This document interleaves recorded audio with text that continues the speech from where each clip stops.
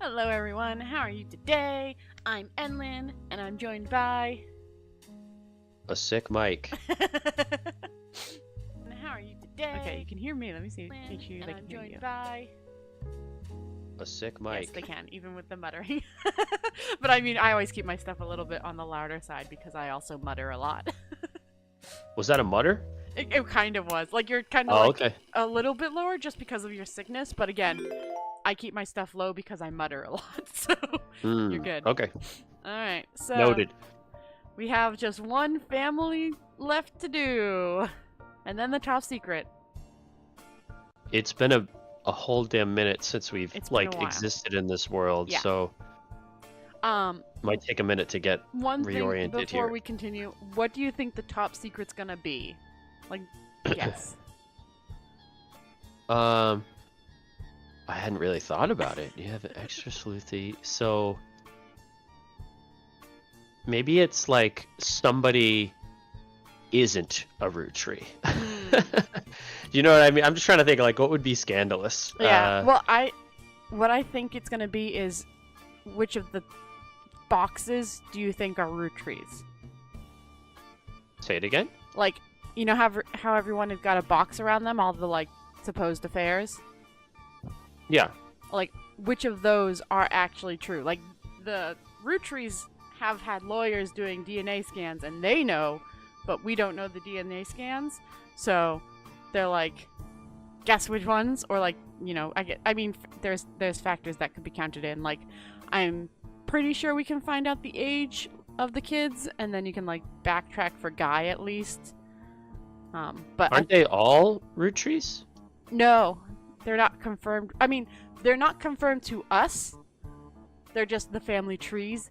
But we had to find people that could be root trees, and then Clark and Sam were going to get their lawyers to have DNA tests with these people to confirm it. So they've been getting DNA tests, and the root trees in-game know exactly who and who isn't, but we don't. So I think the top secret is who is like a root tree, and you kind of like have to like... So these people aren't necessarily like Guy's kids? Is that what you're saying? Yeah. So like, I mean, except for David, we know David was confirmed. He got a DNA test. Right, so he has a star on him. That's right. Yeah, well, he has a star because he's notorious, because he was a musician first. And he's the only confirmed one. But for example, like Christine Farrow, she had a husband at the same time she had an affair. So like, these kids could be guys, or they could be her husbands. And then Xinyu Lang claimed she got an IFV or whatever, like the self. She got like, you know, so like artificial insemination. Yeah. So it could be guys, or it could not be. So like a lot of these are like, their timelines are like, you know, you don't really know for sure for him. And like, we have the whole Stuart claiming he is, but it doesn't make sense with Mark, and so I think that's what the top secret's gonna be. Okay. All right. So now that we've guessed that, oh, there's only one there. Oh no, it's only start here. Noticeable events. Okay, start here. Start here. What do you mean start here? I can't see your thing. Oh right, sorry, I gotta share it too. Did they change Discord? So, you know, for the last family, all the evidence would be to this last family, but the only evident piece we have is start here for noticeable oh no, events. yeah. What? So who are we trying to crack down? This is oh yeah. This stuff was annoying. Yeah. There was like, did these people own a factory or something? No, it was a library in Florida. What was it? No. So, Bess Williams had a book with about Elias. She had the propaganda book about Elias. Right. And then she got killed in a hurricane, and then a library near her got like a section nominated to her, and then when the library got like re-updated, there was a statue of her that was placed up in front with just an unknown author as like the thing. They didn't even title it as her. And then we found out the guy, her son, has a construction company that works with veterans. And then we got his obituary. It's kind of far down because we had to go over and finish Guy's. Where is it? Oh my gosh. Oh man. Oh, Frank Wildcat Williams. Yeah. His obituary says he is survived by Ophelia, his wife, as well as his daughters, Barb and Shannon Williams. Sharon Williams. Sharon. So we have those two down. We just don't know if they're in the right order. But we have them like put down in the tree already. No, we don't have either of them. Oh, I did. I don't know if that was mistaken. I mean, we know that that's the name, so you might have done it just to like make sure you had the names. Because then we switched over to something else. That sounds right. Yeah, I don't have any other information about them, just that their names are in there. Okay, so yeah, we don't know that, but we have to look for them, and then one of them was adopted. Oh! Wait, Barb Williams is a motivational speaker. Okay! What did you do? How'd you do that? Wait. I put in Shannon's name first when we were talking, and then I put in Barb's, and it popped up. So just Barb's Williams will bring her up. So she's famous. All right. Hey, nice work. And she has a website that explains the services she offers. Her company's address is listed as Concord Grove, Florida. The flyer has been added to your evidence. I mean, normally you couldn't, like, automatically assume that that was right, but... you know. Nice work. This flyer includes 3 different testimonies from Gillette Jones from Q. Hold on. Is that it's like a TV station? Yeah. According to the flyer in her possession this morning, news anchor for channel called. Oh, it's a channel called. Has no online web presence whatsoever. You do find it listed on a giant list of television call signs next to the city of Springfield under the heading Effingham Country. You may need to do a deeper dive in a specific city and state to see if any locals have discussed the news in that area. Okay, so that might be a continuation. From the Kiki Falls Gazette. Okay, Kikiwa Falls Gazette. I'm just looking up each one as I go. There's no Kiki Falls anywhere in the world that you can find. The closest thing was Kiwa appears to be in New Zealand. Instead, a man called Chris Ellsworth has interviewed a small town newspaper as a conception art piece. Invented a small town.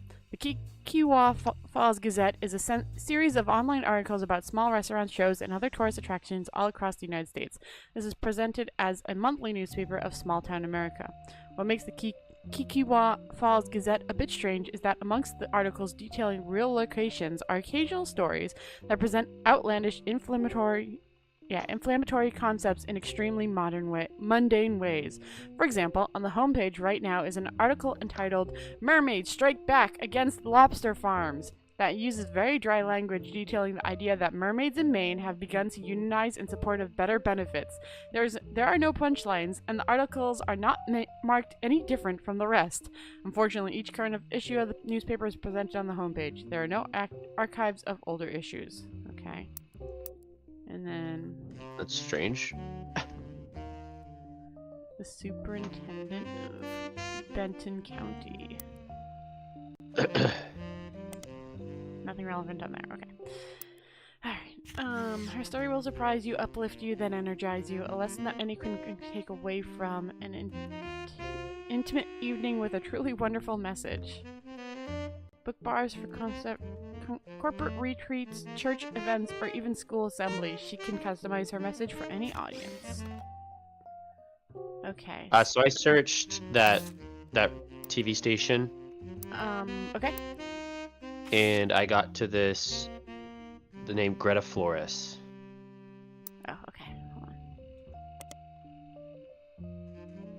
on. Because Greta Jones is her old name. So I thumbed through it and I found that she had a previous name called Greta Flores, and that's where I'm at. I don't know if it gives us anything, but... How did you get to Flores? There's a history. I can check the history. Yeah. I went from Greta Flores, Springfield, Georgia, and from Springfield, Georgia, I got from Effingham County. Oh, okay. Just so I can... I was just doing that while you were reading No. other thing. Okay. Oh, you have to do like the whole thing. Weird. And then I put Georgia Oh. Georgia after it. Yeah. Geo. RGIA. Thank you. And that's where I got Greta Forest, because it said Channel 12. Oh, thank you. Yeah. There's a news anchor who apparently used to go by Greta Jones before her divorce. Compared to the ordeal you've gone through to simply figure out her current name, it's way easier than you expected to find that she has a website of her accomplishments. She was apparently the EMCC for an all-female speaking tour in 1977. The tour was called Storytellers of Sisterhood, the Mothers and Daughters of Earth.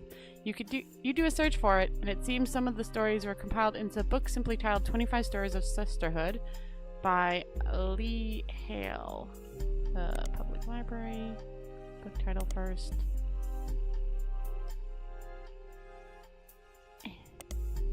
Hey, we got a hit. Let's go. Stories told on a few different Storytellers of Sisterhood tours. It contains direct transcripts of the most well-received stories told on stage. Ailey Hale is the editor, not the sole author. One of the stories by Barbara Williams has been added to your evidence. Let's go. Alright. Barbara Williams had the transcript of a story she told on stage published in a book. The first part of her story focuses on two 12-year-old girls. My sister Sherry was a brat. Hold on. Oh yeah, that was the other one. Okay. Wait, my sister. Well, no, the other girl was Sharon, if that's who you're. Yeah, but she might be calling her Sharon. Like it might be a nickname. Okay. But I'm just confused. Oh, Barb might be the younger one. After sulking, often disobedient, never on time. She borrowed things without asking and even ran away from home only to sneak back the next day like nothing had changed. My daughter, Sharon, on the other hand, was a beautiful person. Okay, hold on. Let me put her here first. Barbara Williams. Sharon Williams. Okay. And what is she? She's a public speaker. Okay. Alright, back to reading this. On the other hand, was a beautiful person. She had excellent work in school, was intensely artistic and creative, and even volunteered at an animal shelter rescue. She continues to tell stories of the two girls until she shifts the narrative. What was the difference between Sherry the brat and Sharon the beauty? Is it nature, nurture, a better education, different opportunities? The answer is nothing. There was no difference because my sister and my daughter are the same girl. Oh, okay. I was wondering what the fuck was going on. Yeah, Pardon my French. I was like, girl. Barbara reveals that her daughter was the result of an unexpected pregnancy when she was only 15. I met a boy at a country fair. Unlike us, he lived in the nice part of town. He went to the good school. To a teenage girl, it felt like a fairy tale. But there were boxes all over his house. He was moving in 3 days. Those 3 days were heaven to me. The final night, he surprised me. He told me he could actually see me again soon. He planned to return to visit his grandparents. I thought I was giving him a reason to keep his promise. I never saw him again. And when I finally got desperate enough to ask around, a friend of a friend told me he hadn't even given me his real last name. Okay. Barb also talked about when she found out she was pregnant. I was convinced my life was over, but my parents, they took charge. I had to live at home and work a part-time job, but they removed the burden of motherhood. I managed to scrape out a degree in English, and as far as my daughter was concerned, I was her much older sister. Okay, so that's why holy the lines shit. are like that. So yeah, that's what I thought, that they adopted her. Okay. I thought she ran away, though. I didn't think she lived in the house. Barb used the story to come to a conclusion. When I was younger, I thought my sister was a brat, and I wasn't wrong, but she ran away from home to work at that animal shelter. She borrowed my clothes for presentations at school, and her creativity allowed her to open up Sherry's hair. Oh, she's a hairdresser. Or maybe groomer. It took me far too long to realize the beauty was always there too. In fact, the brat and the beauty exist in all of us. It was my inner brat that kept me blind to the truth, and I'd like to say it's the beauty in me that finally able to see what I was missing. I implore you to call upon the beauties in yourselves whenever the brat tries to take hold. Spoken like a true motivational speaker. Okay, so we think she's a hairdresser? Is that right? She could be a hairdresser or a groomer. Let's see. There's a Sherry's Hair in Orlando. The owner of the business is listed as Sherry Yastazmisks. Okay. Sherry has a large van. Oh, yeah, wow. And on the weekends can bring the beauty of the style of Brittany, Christina, or even Rachel to your door. Okay, so yeah, she's probably a hairdresser. The About Sherry section is very, very long and presents as one paragraph with multiple run-on sentences and no pictures. You get the sense that if she were to do your hair, she'd be doing a lot of talking. It mentions that her husband Pete was her late husband's college roommate. She and he had never spent any significant time together until she became a widow, and they built a charity together. They left the charity behind because it was growing beyond their ability to run it. She also brags about her kids, Tony, Mark, and Cricket. Her oldest, Tony. Sorry. Her oldest. Oh, there's 2 kids here. Hold on. I jumped too far ahead. Seemed to get the short end of the stick. His 2 listed accomplishments are that he's the oldest and he's a straight A student. Mark, on the other hand, has multiple baseball accomplishments listed. Apparently, his Little League team is nationally recognized. Cricket York is near the end and has an entire section dedicated to her. Okay? She's an actress on a local television show called Liberty Library, and the reason Sherry relocated from Miami to Orleans. Sherry, in addition to being hireable to come do your due, is a stylist for the show. The passage also mentions that her agent recommended they change her last name to York since it was easier to pronounce. The rest of the section describes how she got the part, but it seems unimportant to your search. Okay, so Tony's the oldest one. Mark is the middle child. Right. And so that Cricket would be this one's is the youngest. Tony would be. Oh. There's an Anthony, but there's no Tony. Yeah, I'll put Anthony for now. And then it'd be yes. Thankfully, I could just put a. Oh, good memory on the Yastrzemski or whatever it is. Yeah, I could just put a Y. And then Cricket. Is Cricket actually in the list? It is in the list. Okay, she's literally called Cricket. Okay. Like, it's not a nickname. Alright. And then she's an actress. Actor. Who's an actor? Cricket? Yeah, Cricket. Hairstylist? Hairdresser, okay. And then Pete. Her second husband's name is Pete. I think it said. Oh, right, yeah. So that should be on the first one.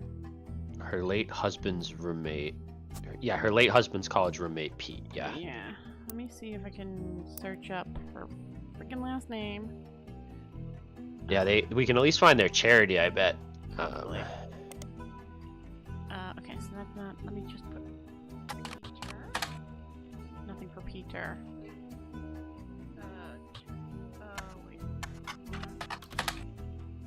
Nothing. Oh wait, is he? Is he?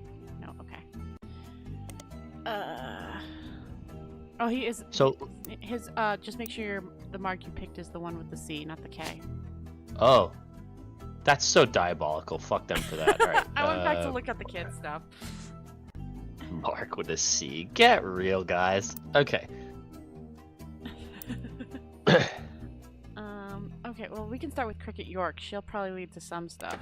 Yeah. That's a good point. That's a good idea. Children's show filmed at a studio in Orlando, Florida, has been on the air since 1991. In the show, multiple adults and children interact with different animal puppets in a small town called Library.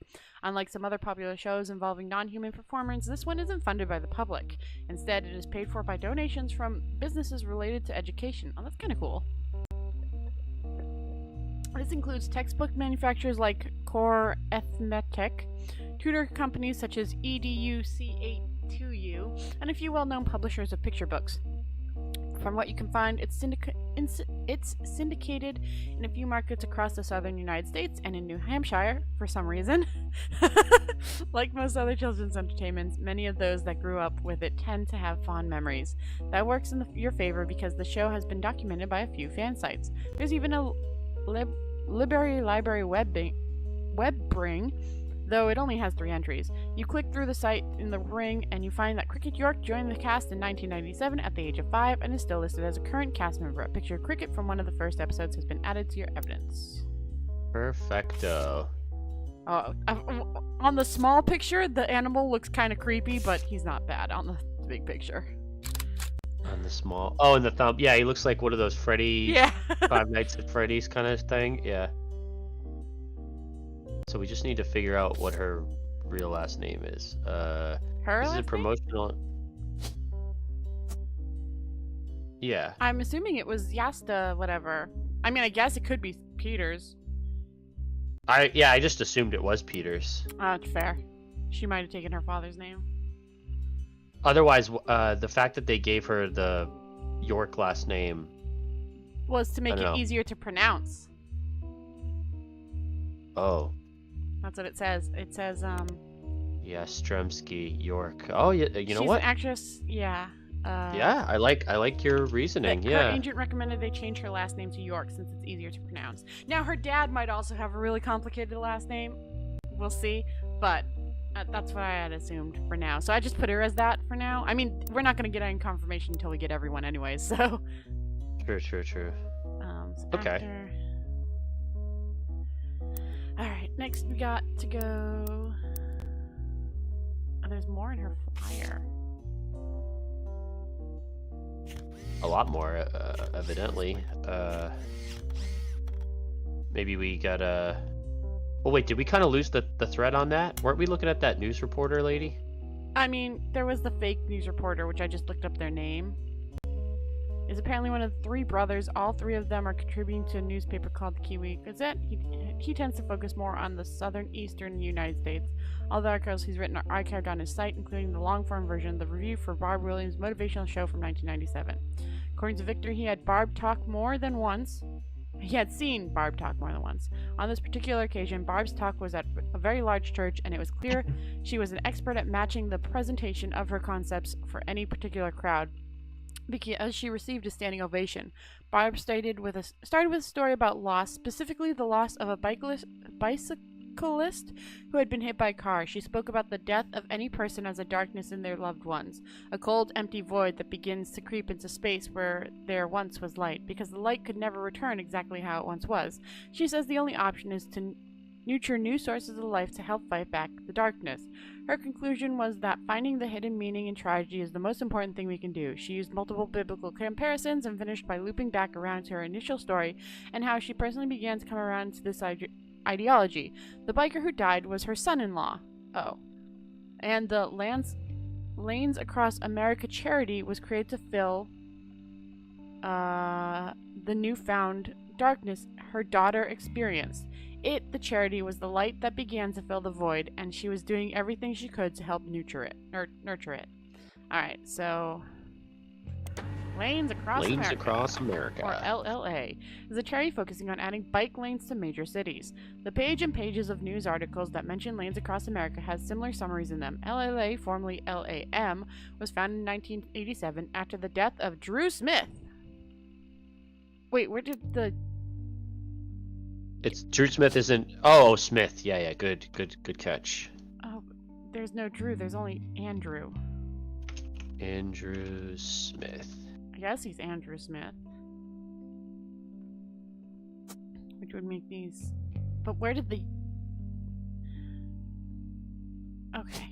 So they must be Smith, then? That makes sense to me. Not the girl, though. Cricket. No. You were right about that. That makes sense. Alright. So I guess I had it backwards. So it's Peter... Well, Peter's the second husband. Yastrzemski. Yeah, but for some reason I thought it was the first husband that was Yastrzemski. That's my bad, I guess. Drew was biking home from work when he was hit by a car. Each year since, Lanes Across America has grown, and they now have offices in over 12 major metropolitan areas, including Miami, where the charity began. The website has a picture of the charity, has a picture of Drew. The photo has been added to your evidence. So only Drew, not her. Where's the new picture? There it is. Oh, we can kind of see her. She's blonde. Okay. Only Drew. Okay, thanks. But it was called LAM.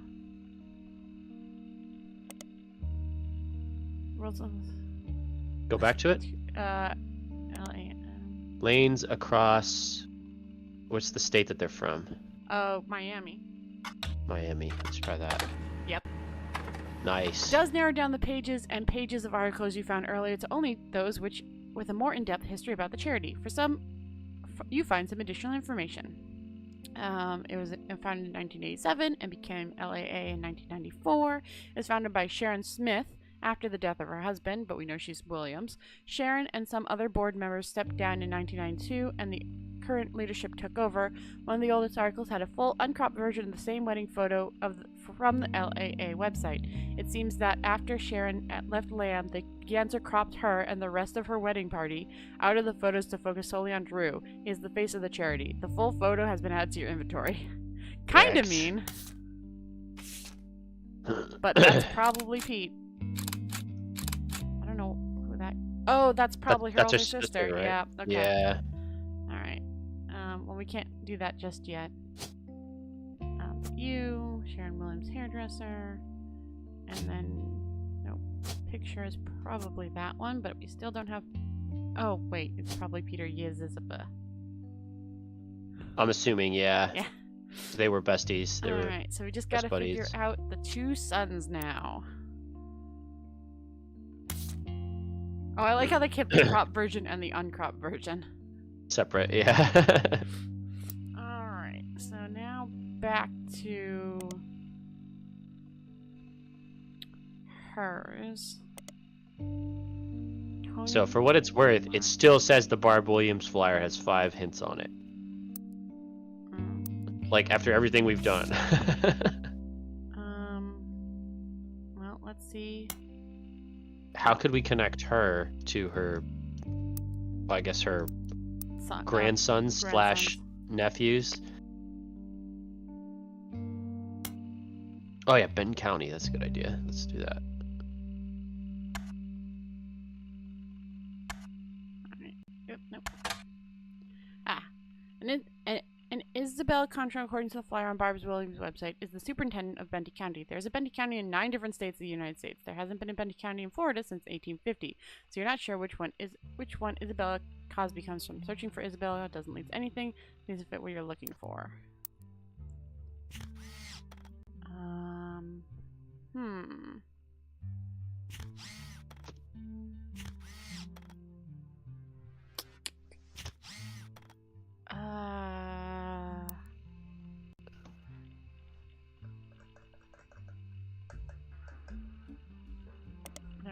Nope, not that one. Oops.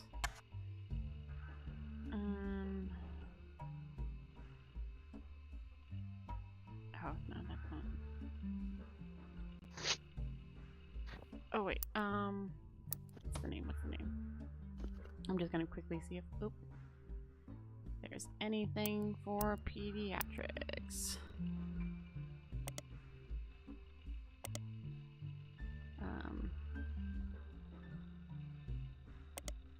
Nope. Not in Miami, okay. What? Okay.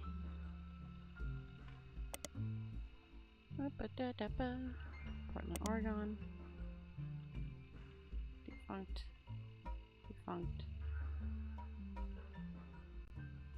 Okay, she's not in any of those. Got it. Well, okay, so what about Georgia? No.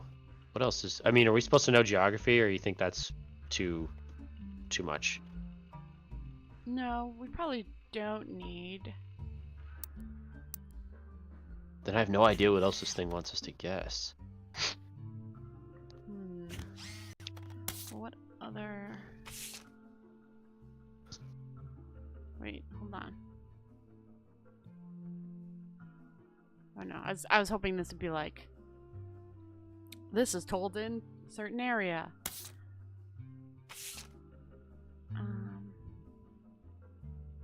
Just quickly looking here, see if there's anything else.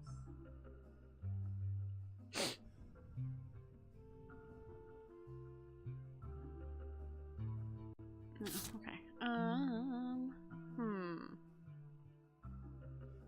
What's her company's name? Does she have a company name? No, We can look at her website. She was a superintendent from an area.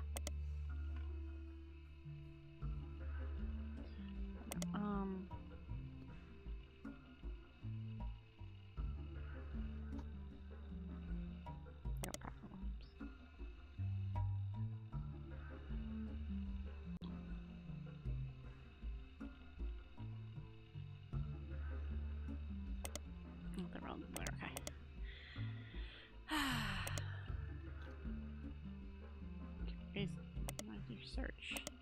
So there's the only person left with like an optional photo, because we already have the second optional photo of Barb. Mm-hmm. So what if we can find those guys through Cricket's extra photo? Maybe they had some kind of like group event or something. Maybe. I mean, that doesn't help us figure out why there's still 5 clues on fucking Barb's flyer, but I was just kind of spitballing. Well, I mean, it didn't confirm because we haven't confirmed the people, so it hasn't confirmed the clues. Oh, it's not live. Okay, Yeah, that could be right. Okay. So like, if we were at the start and we had confirmed 3 people, those clues would go away. So. Okay, that's fair. So let's just assume we did get all that. I mean, what else can we do with Cricket York? Actually. Darn it. Oh, wait. No, okay.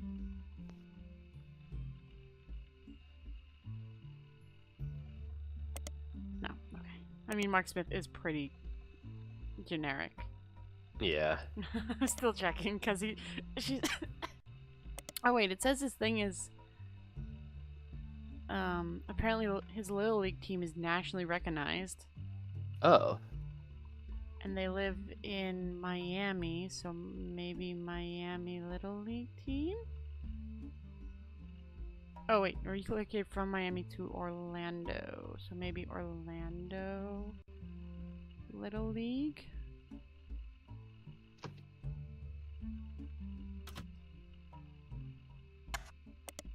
Dang it.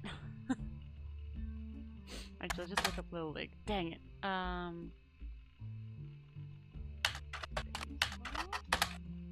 What page were you getting that info from? Sherry's hair.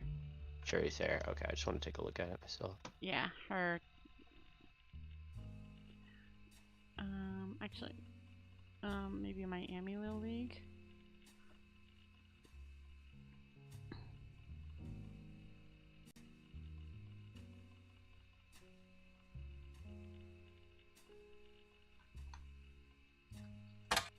Nope. Okay.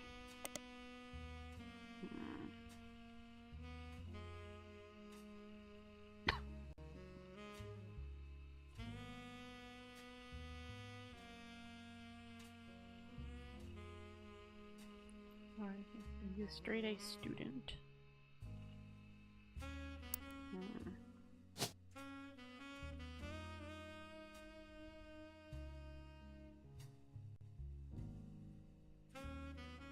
I don't think Tony's the right name. Oh no, never mind. Sorry, I got confused. We're good.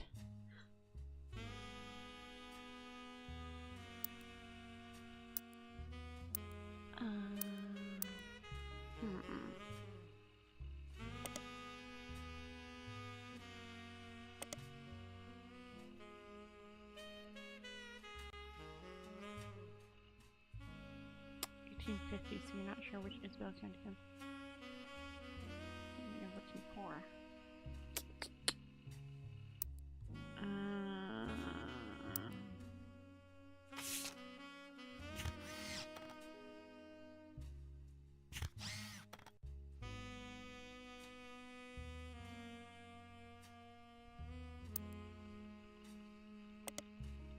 Dang it.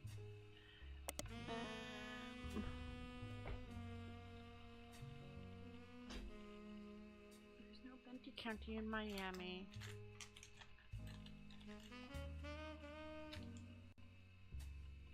Oh yeah, so I have one of my snacks for the snack box. Let me show you my camera for just a second so you can see it. For my snack box, they're like little Cadillac cars gummies. Oh, once it loads up for you, it's having a problem.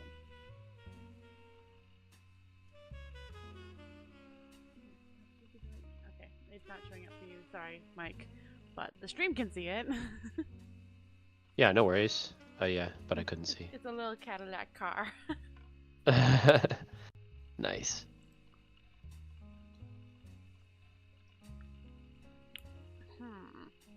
Thinking, do we have any do you have any magazines or anything about Miami? Like, how did we find that stuff about the library? We do have one. It's the Miami Miracle. Oh yeah, okay. Let's check that. But it was for Mark discontinued in Smith. 1949. Oh, But I mean, that's tragic. I did look through all the things for the superintendent's name, so. I was gonna say you could either check for him because his team is nationally famous, Yeah, I or just clicked it, yeah. He's still on my or profile. for what's her name, Cricket, because she's a TV star. Oh, wait. There's. Frick. There's Team Blast. Hold on.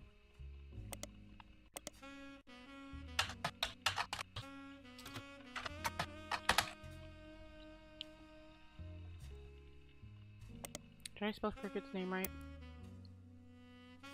Yeah. Looks like it.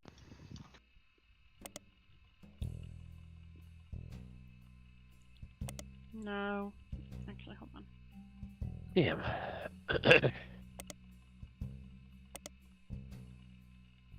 Yeah, okay.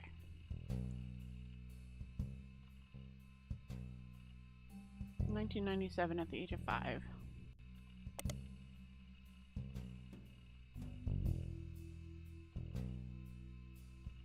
Oh, it's an on-campus.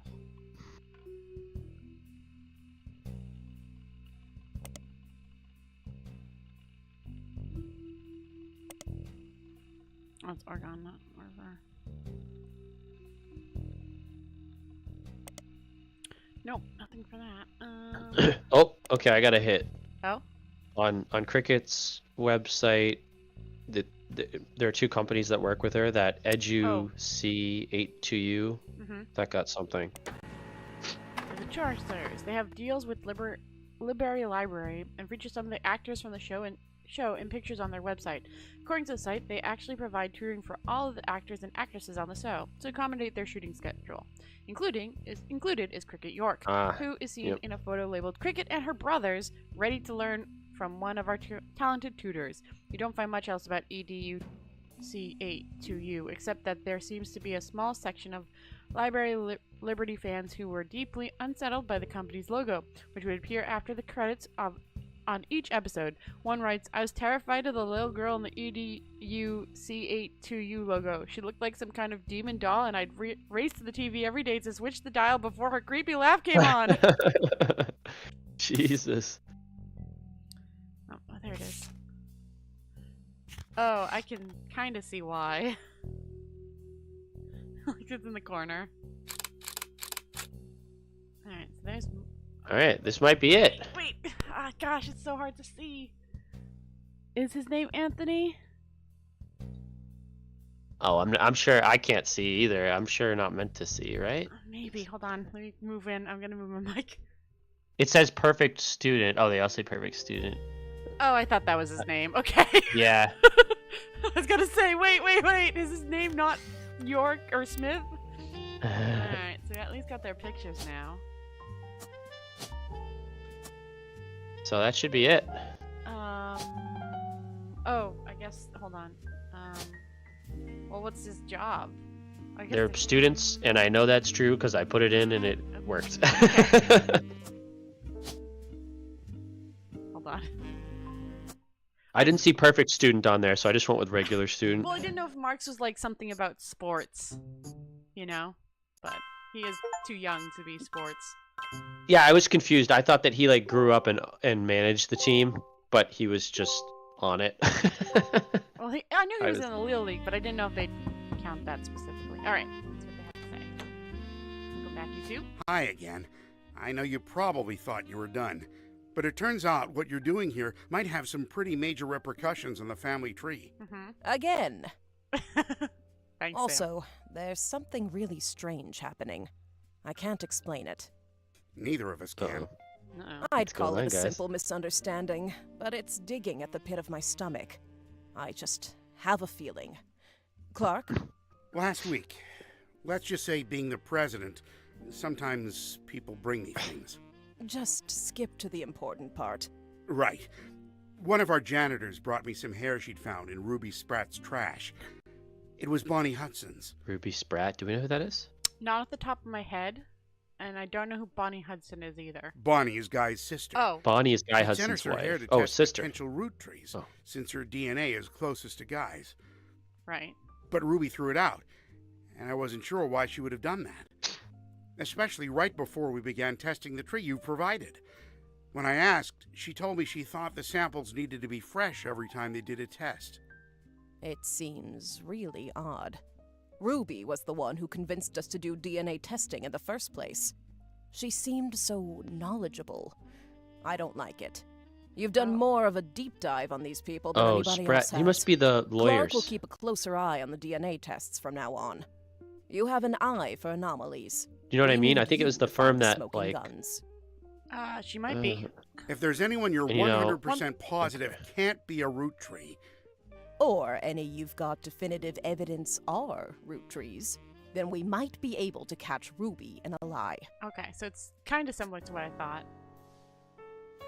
It's what we both thought.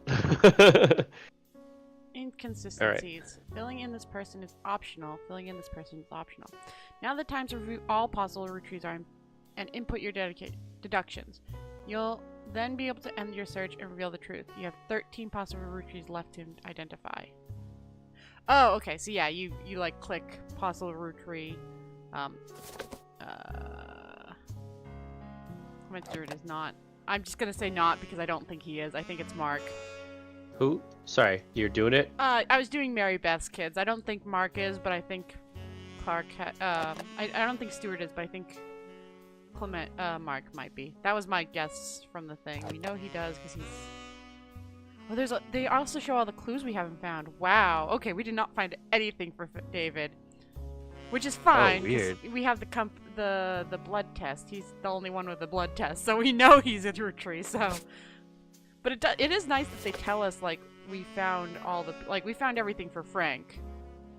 So we know he's, like, done. So that's Okay, actually yeah, really let's nice. start on the left then. Hold on, with we Frank, gotta you put the said. pictures that we have extras for the two kids. For the two. Oh, that's... And I still don't have one, name for, Susan's husband, but that's not a big deal. Not a big deal. Okay. I think we should find it. That can't be the only thing we don't have on the damn tree. Yeah. But anyway, we can get there. Yeah, they're, you know. Start with Frank, you said, right? Yeah. So he... Oh, they just bring us the thing, right? Oh, yeah, the book that... that's annoying that I have to go back myself, though. So what's the kind of thing that you think would confirm this? What kind of... Oh, it says, wait, smoking guns found 4 out of 4. Yeah, so we found all his information. Because if you go to, like, David, the first one of Guy's, you can see all the things we haven't found for him. Right. Which, it doesn't super matter because we know he's a confirmed root tree, but it's like, hey, this is all the information you don't have. And we know that because of in the beginning of the game, they told us that, right? Yeah, if you go back to the evidence desk, which we do have a thing, and it's, yeah, 5-piece AAK Felix Fellows, in his News Time Weekly, appears on the cover of News Time holding a photo of his mother and Guy Hudson. The article concerns his insistence that his father was Guy Hudson. The story was dramatic and sensational, and initially dismissed as fake until a DNA test proved that he was related to Guy Hudson. So he's the one. Hold the phone though. Hmm? Wait, can't we not trust the DNA test? No, we can trust his. I don't know if we can. Because Ruby Spratt was caught. She was throwing away the sample from Bonnie, with the claim that she thought each one needs to be, a new one. So she was trying to get rid of the maybe only sample they had. I don't know if Bonnie's no longer here. Like, I don't know if Bonnie But- passed. But they know it. They knew Bonnie definitely gave that sample. They know it's Bonnie's sample, and the DNA tested against the guy. So, like, that's... He's a confirmed. They're not confused about that. But Ruby Spratt was, for some reason, getting rid of the sample. I'm more or less convinced, but let's just leave the possibility open that this lady is forging this stuff.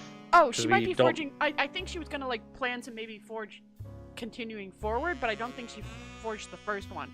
I'm pretty sure the... I don't think it's out of the question, is all I'm saying. Well, I think because like Clark and the family set it up, like set up the thing.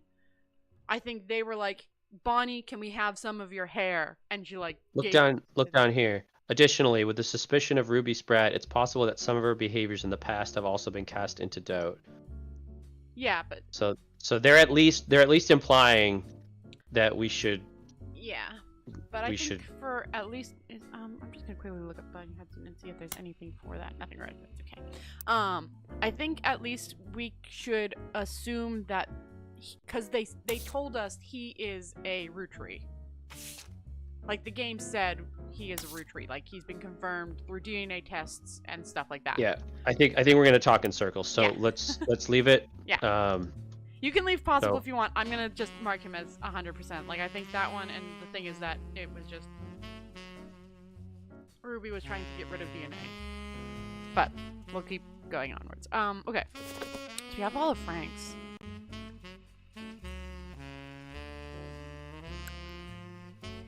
Does it say that she...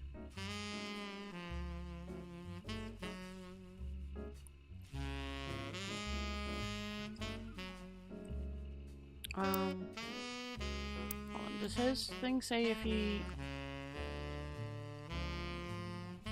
knew his, like, what did he say about his dad? Who's dad? The first guy, Frank's. Since we have all his information, and he's the first on thing. Because his family died in a hurricane when he was very young. Yeah. Could barely And he remember his mother. No memory of his memory. father, but we don't know. We only know Bess died in the hurricane.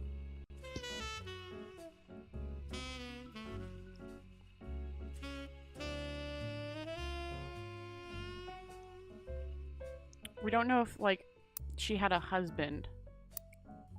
I'm gonna put him as a possible.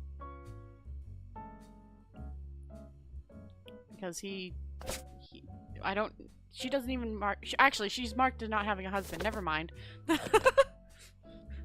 Or, like, anything else. So, yeah. Okay. He's definitely... Say it again. What? So if what you go the- all the way to the, like, Bess, everyone else who has a husband or a partner, or, like, infidelity or split up, is on the tree, but she doesn't have anyone. So I think she's only been with Elias Rutri. Which, if that's the case, Okay. he has to be his son. Like, I think I they see what you're saying. they Yeah. give us an indication if there was somebody else we should be worrying about. I see. Okay. Did we get all of his? We haven't found one of his clues. Who are you on, Mark? Yeah, I moved over to Mark, because we got all of Stewart's, and I don't think Stewart is. I think it's Mark. But I don't even know how, like, there's no indication for... Yeah, this is hard. I feel like part of me doesn't like this because now it's like, okay, go back and reread every single thing you... Well, if you click it, it tells you, like, you can go Right, back. it does for that, but like if you want to look at like, oh, Mary Beth Quaker, I wish it did it for her at least. Do you know what I mean? Oh, So yeah. that you could. But yeah, the basic gist of it is like reread every article now so that you can. I don't know. Yeah. I'm not a missing fan. One of his. I'm assuming they group it up, right? Like type. I do wish they told you what type you're missing, you know? Oh, we got all of theirs. Okay, good for us on that. So I'm just going quickly through and looking through stuff. I'm missing one of his. Alright. And then this is a thing. Oh wait, Mark is the basket baby. Yes, Mark is the basket baby. Well, he is supposedly the basket baby.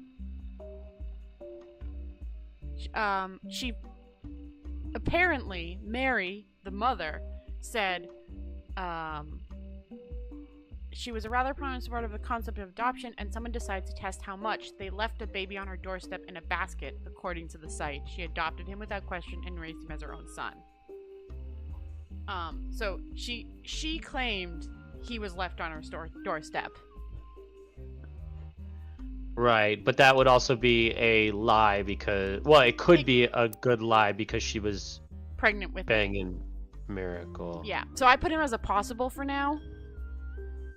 Just because we can't confirm. I know Stuart isn't, but we can't confirm for Mark, so I put him as a possible.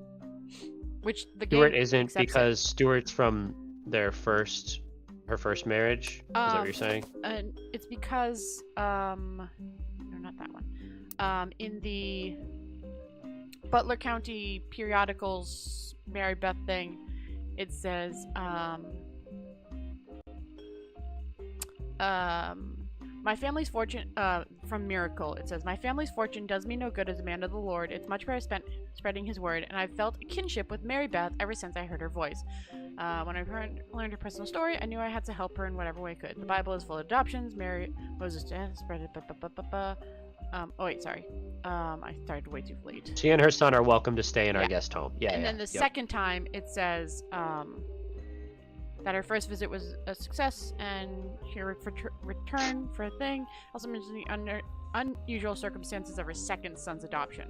So she had a son before she met Miracle. So he definitely can't be Miracle's son. But Mark is a possibility. I'm leaning towards no. I'll put possible because they were gone for a while. Like it wasn't. But anyway, yeah, we'd have to look at the dates. I think to really. Okay. All right. Who's next? One of his things. So it'd be the chefs, James and Robert, which we got all of theirs.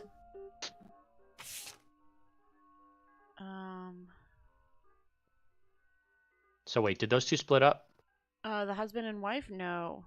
They're still married. Yeah. I feel like that's a good indication. Let's see. Well, we know Robert isn't because he's 3 years younger than James.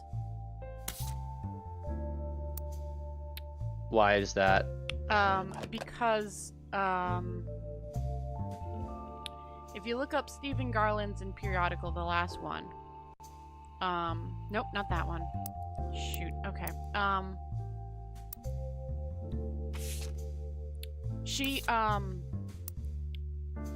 Okay, hold on, I gotta go find the thing in the history.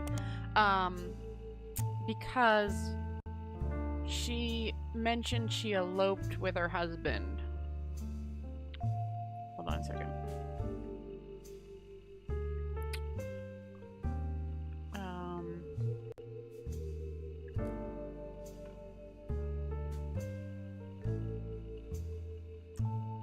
I don't know where it is. But she eloped with her husband. Where would it be?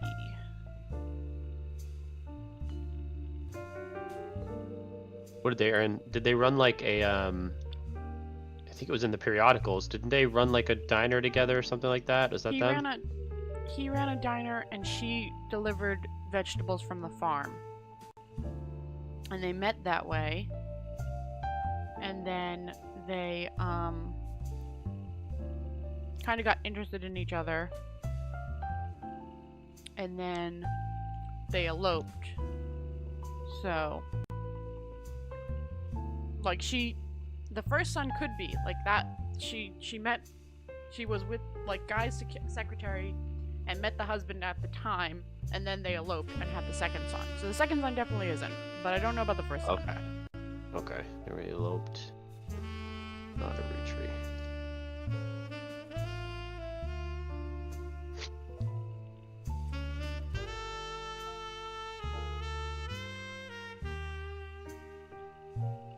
They're like, oh, there we go. Okay. And Telos, if we go to that one. Christine Garland responded, which is the wife. She and her husband Steve, who was a chef and had met years ago when she delivered produce from her mother's farm. Steve used to work extra hours just to be there during her deliveries. Though they grew apart when the restaurant switched suppliers, they reconnected by chance and eloped at the end of last year. Now she has a bun in the oven, and they're both working as much as they can. She's a secretary, but went back to delivering produce on the weekends, trying to save up money to move to Boston and open their own restaurant. That sounds like the opposite to me. That sounds like the first kid couldn't be, and the second one could be. Well, no, so she's got a bun in the oven, but it doesn't mention anything about, she's got a bun in the oven, and and they're both working as much as they can. Like, it doesn't mention She's a secretary. She's a secretary, but went back to delivering produce on the weekends. Yeah, but she's got a bun in the oven then, which would be the older kid, and then they eloped. Right. But then they So they eloped while she was pregnant, Yeah. and then she had the kid, and then The then second she kid slept with is- Ernie. Well, the second kid is 3 years younger. So she had a bun in the oven, eloped, and then 3 years later had another kid. There's no way Right, she and I'm could saying be- that. Why not? 3 years after she was a secretary, she couldn't be with Guy. Guy would be dead at that point. Because she was a secretary in 1997. And Guy died in... I guess it could be 1982. But she was a secretary for Rutri in 1997. And then after that, she eloped. And then 3 years later had a son. Or the second son.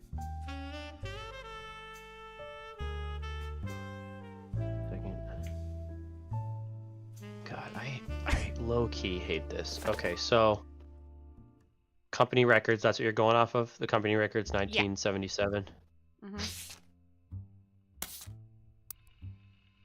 Because in many years before that, there's a puff piece in Valentine's for 1978 that... She was hired in 77. Yes, she was hired in 77 and worked till 78 when she left. And so she was working for 1977 and 1978 for Rutri and specifically Guy. And then on the Antonio's periodic page, there's an older article from 1978 that asked recently married residents of Butler County how they met. And Christy responded that she and her husband eloped and they have a bun in the oven, which would be the first kid. So in 1978, they eloped and she got married to her husband. She stopped working for Rutri. Then 3 years later, she has the younger son. So the younger son definitely can't be. That's her husband's. But the Okay. older son is unknown. Thank you for taking the time to Yeah, explain That's that to fine. me. So I don't know for Okay. the older son. He's also I'm just going to put possible for any possibles and deal with those later. Like, so we can lower down the number Right, okay. between yeses and nos. And we have 2 more things for Min Lang. Ugh. that one was so hard to find anything about, that whole So- China thing. The problem with that was that I think comparing the 2 games, I think this game has a little bit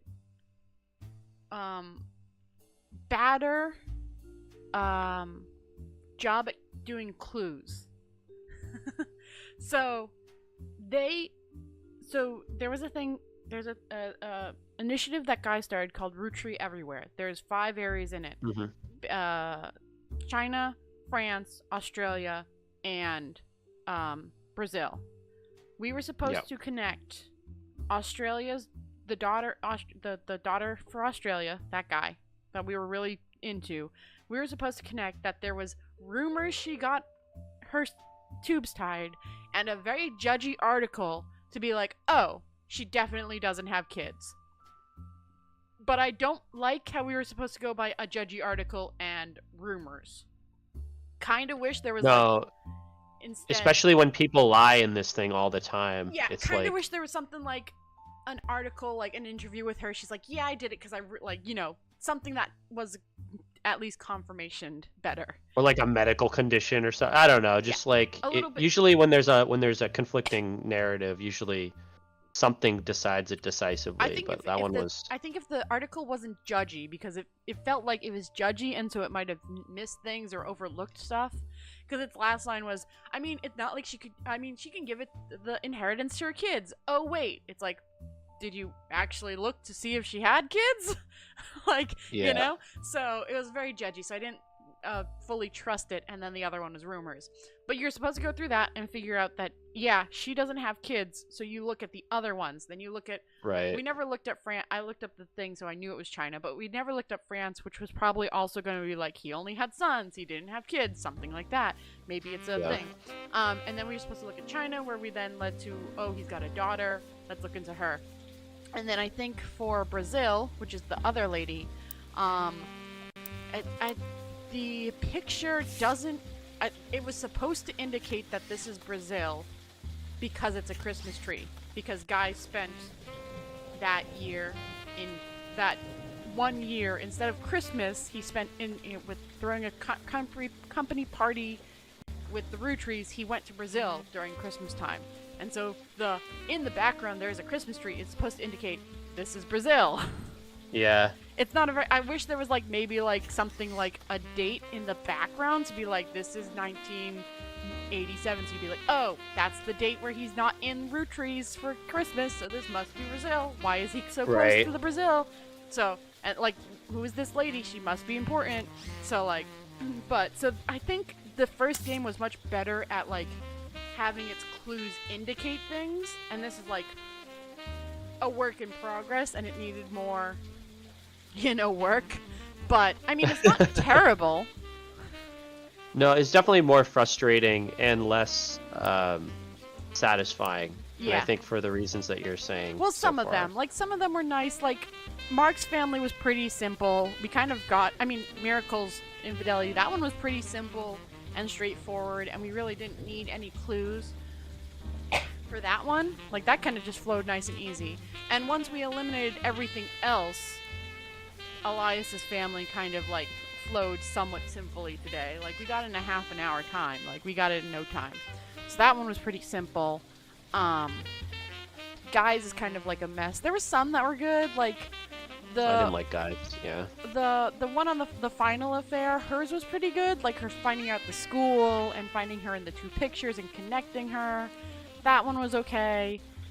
Yeah, there's just some ones that needed a little bit more work, I think. But Speaking of, Langman. All right. Company records. yeah, her mom worked from 8. Oh no, Who's her mom? no, I think it's the Are you just trying to find when he was in China? Yeah, I think this is just to indicate China stuff.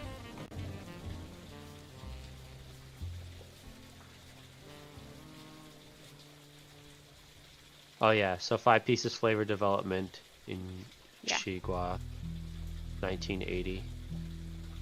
Yeah. So that's that connection to the right time. We're missing 2 of hers, though.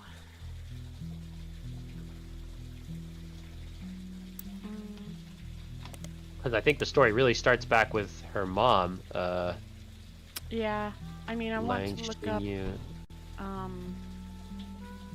her mechanic thing. See if that has any information. I gotta find her. I'm looking through our history stuff. It's true. Okay, here it is.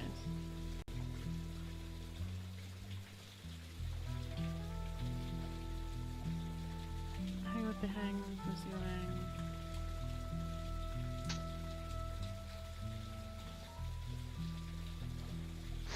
Okay, right.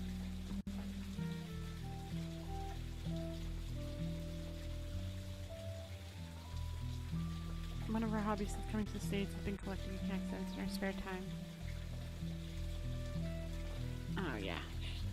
Yeah, I think there'd be more stuff on her mother. Because her mother had, I'm in the mom's article right now. So the article also offhandedly mentions that Xinyu was an early adopter of IVF and helped her sister have a child. But helped her sister have a child. Are they counting this girl as her child that she? A baby sorry, I Oh yeah, talked no, over to please. IFV. That's a good idea. Is a medical procedure that allows a woman to give birth to a child that was initially created in a laboratory. Sometimes this can be referred to as test tube baby in popular culture. A woman does not necessarily need to give birth to a child developed from her own genetics. Sometimes, for example, a baby from an egg donor could be used. Other times, a woman could act as a surrogate mother for another woman who is unable to carry her a child herself. If it does come up for the purpose of your family tree, an IFV child from a surrogate mother will be marked as belonging to their generic parent, and the surrogate who gave birth will not necessarily appear on the chart unless she is also part of the family. That said, be sure to investigate these situations very carefully. They can often be tricky or misleading. Fuck you. Okay. All right. So what did that say again? It said So the child from a surrogate mother will be marked as belonging to their genetic parents, and the surrogate who gave birth will not necessarily appear on the chart unless they are part of the family. So a surrogate mother will connect to its genetic parents.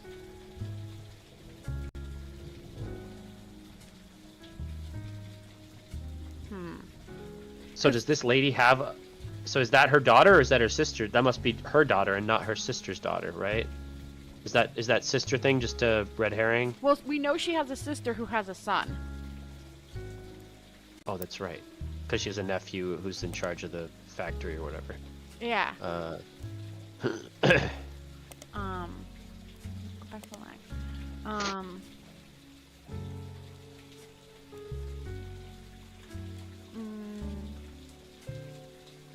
It doesn't say anything about her being married or so. Like, why does this line get drawn from Guy Hudson to her? Yeah.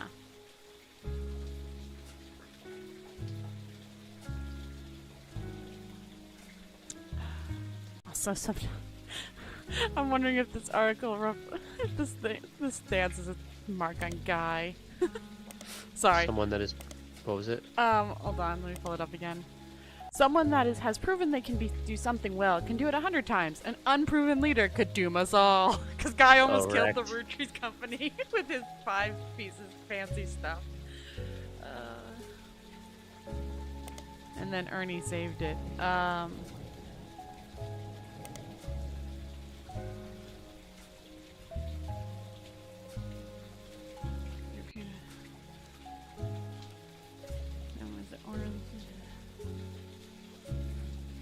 Had only daughters, and her brother Lang took over control until his death.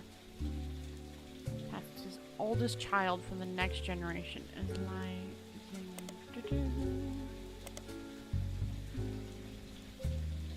no, not that one. With Hands. Jerry, Linda, and Mark Hang appeared recently on a website called Hang with the Hands. The Hands are chosen because they don't significantly. Born in China and fell in love during college, and his father led a large company.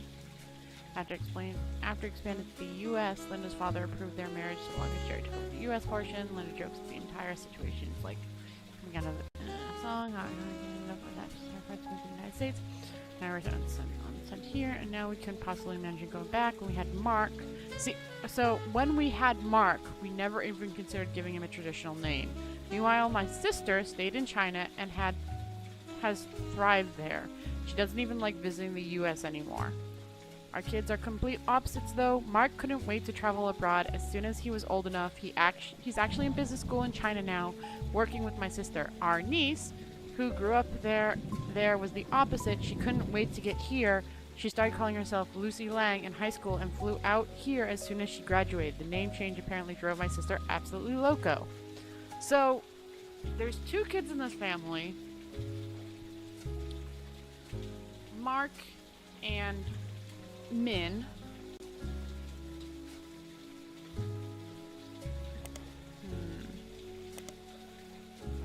The article also mentions... Oh, I've been talking with the microphone down. I don't know how long I've been silent. But okay, so that confirms that... and it's kind of funny how you were kind of just going along with whatever I wanted. Lang Min is definitely Lang Xinyu's daughter then, yeah? Yeah, I mean...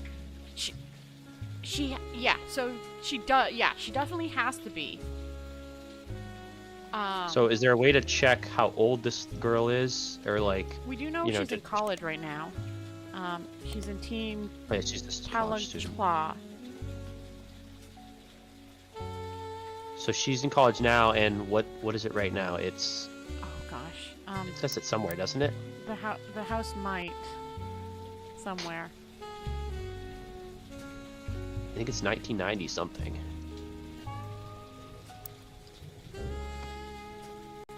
I don't think that's supposed to be like secret information, so I'm gonna Google that. Yeah. Just looking around to see if there's like a. No, there's no like I was hoping there was like a calendar or something. The game takes place in December 1998. Okay. Oh wait, we could have seen that from the family editions, 1998 family updates. We know the baby family tree update. So yeah, Yeah. So what does that say? That says it just says 1998. The baby was 1998. born 1998. So yes, we're definitely 1998. And then so she's in college. She's got to be at least 18 years old. So yeah. So maybe 20 years old, right? yeah.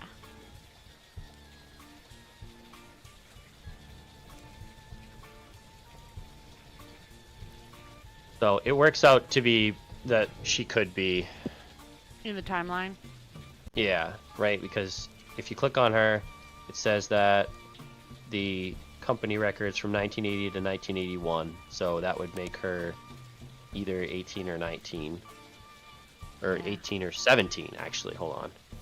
Maybe that's not good enough.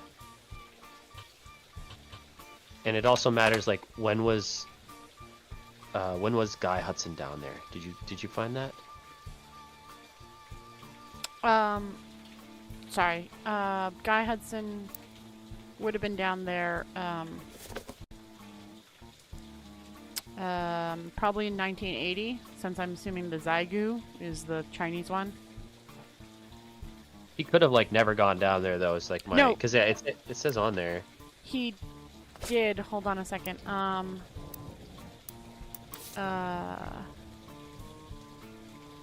one was it? Hold on. There's something that Oh, said. there's a picture of it. No, there was I think it's the book. Hold on.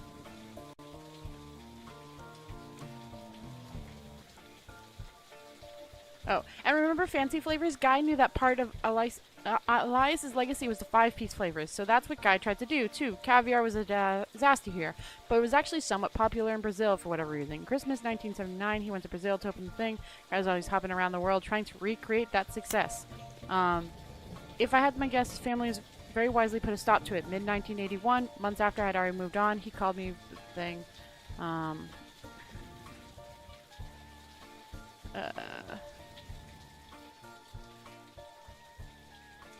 Okay, I don't remember where it said it, but it did tell us he went to all of them. It might Wait, have been. you might have just scrolled past it right there at the end. Hold on. Oh yeah, for example, the daughter, despite his best efforts, I got the whole truth, including things his family yet never knew. For example, the daughter of the business. He and she definitely spent a few nights together, but he didn't want his family to know about it, but I did. So yeah. Oh yeah, there it Oh. is. Sometimes he knew, sometimes he didn't. He invited me to join them when dealing with Rotary Brazil, but I actually had people on him when he went to Australia, France, and China too. So yeah, he definitely went to China. He went to China, but it doesn't say when. It makes sense to think that he went because of the Yeah. because of the deal. Yeah, I think Rotary everywhere he went. There's no pictures of him there. There's no mention of those two ever meeting. I mean, yes, it could be. It doesn't mention it here, but I think it does. Like, he did work with them personally, but because there's no reason to say he wouldn't have gone to Brazil and Australia, but wouldn't go to China or France himself. You know, like he definitely went to China. Whether he met her, I don't know. That's what I'm getting at. It basically it barely tells us that he went to China, and then there's no pictures of him there or like much information about either of them. I wish there was some way to like indicate what we're missing. Like what type of article are we missing? or what hints we're missing. Smoking guns. Like whether it's Yeah, that's a good point. I mean, it probably has to do with their college stuff, right? Yeah. Well, like I wish it would tell us like would it be like periodical searches? Because we have the Herald, which is for her school specifically. The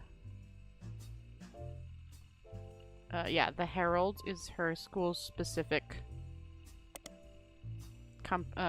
is a school specific newspaper, but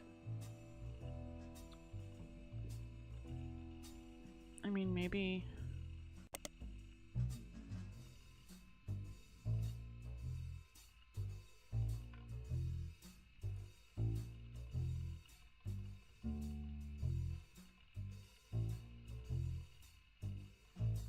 yeah.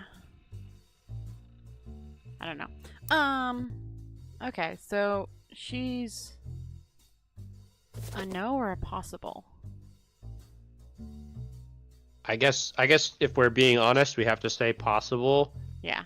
I Just mean, because there's not a lot of information, but I would strongly bet that she's not. well, we can always come back to the possibles in a little bit too. Like we can just be like, you know what? Let's move on for now. Yep. So Brazil, we're missing only one of his.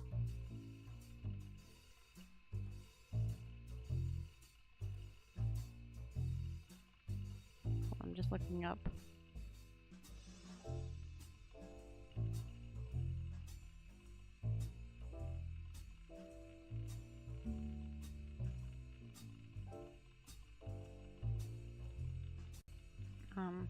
What's the other one? No, there was something. Oh man, where's your page? Cause oh yeah.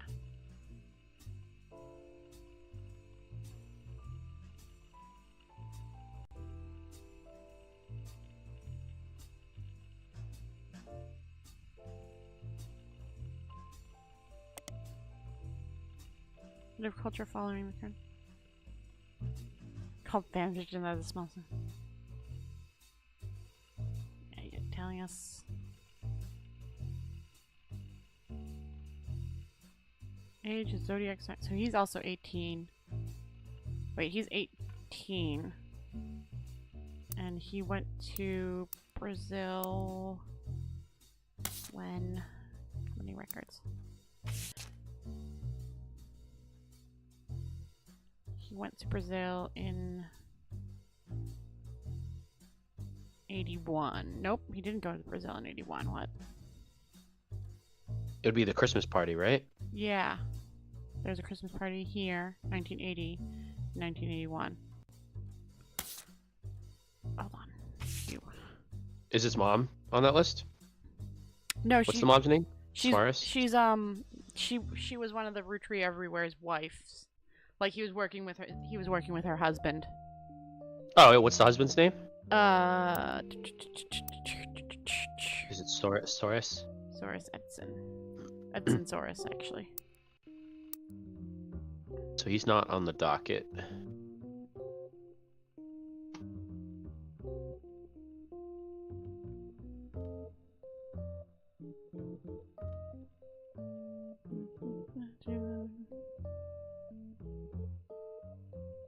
Huh.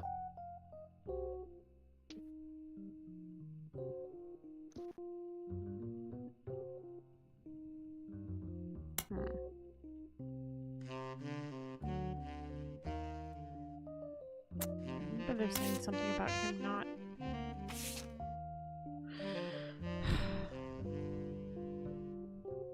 He was away for something. Okay.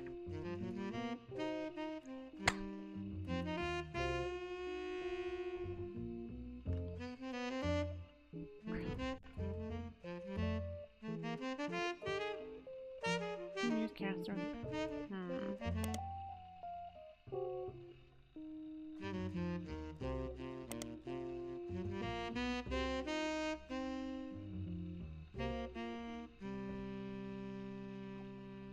Stand out of the public eye.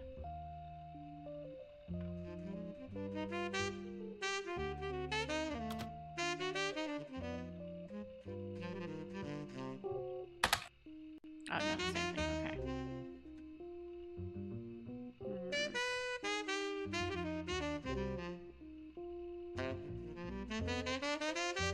Hmm.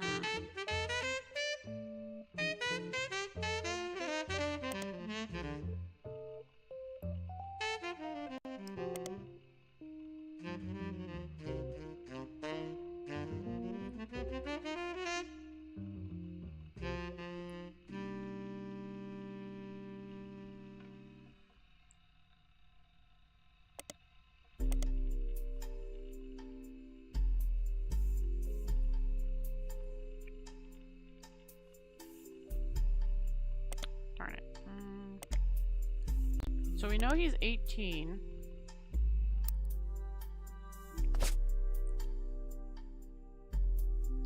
Come on, calculator.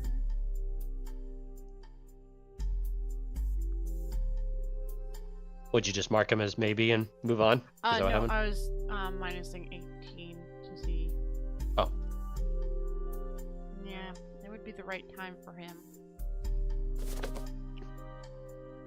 He's closer to the right age than she is. Yeah. You know what I mean? Because she would be 18 or 17, which is like really young for college. And if you're saying he's exactly 18, then it works out. Well, the fan fiction says fan sites say he's 18.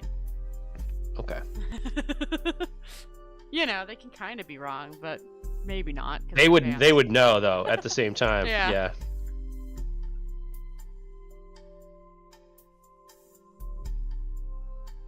Hmm.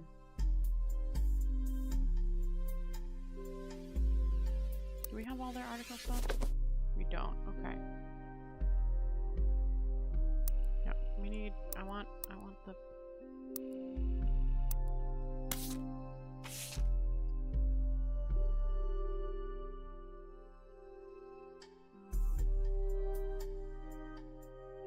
Do we have it in our history?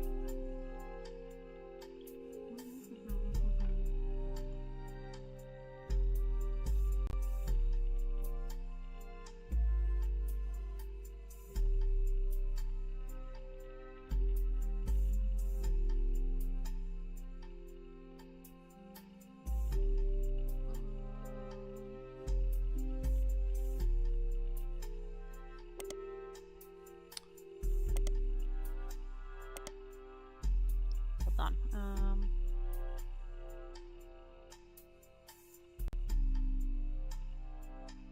She's not dead herself. Remember, learn sign language to heal the death. Oh, how'd you find that? That's what I was looking for. No, just the School of the Death. I was just looking through our history for their section. 'Cause That's what I thankfully- wanted. I that has some shit in it. I just don't know what the article was. Yeah. Definitely was an article about it. I'm trying to find the name of the scientific study.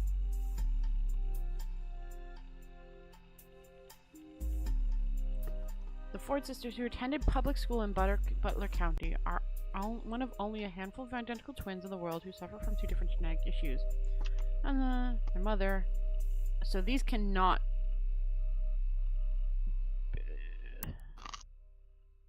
They can't possibly, right? 1982 to 19.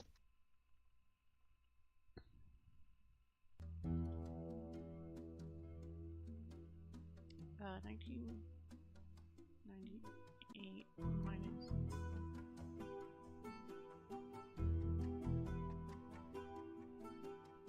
1982. Are these girls 16? I guess they could be.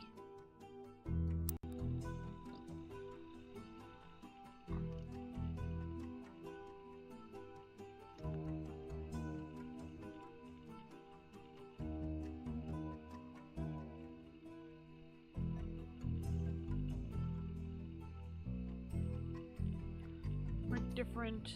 My youngest, we all call her that even though she's only 15 minutes.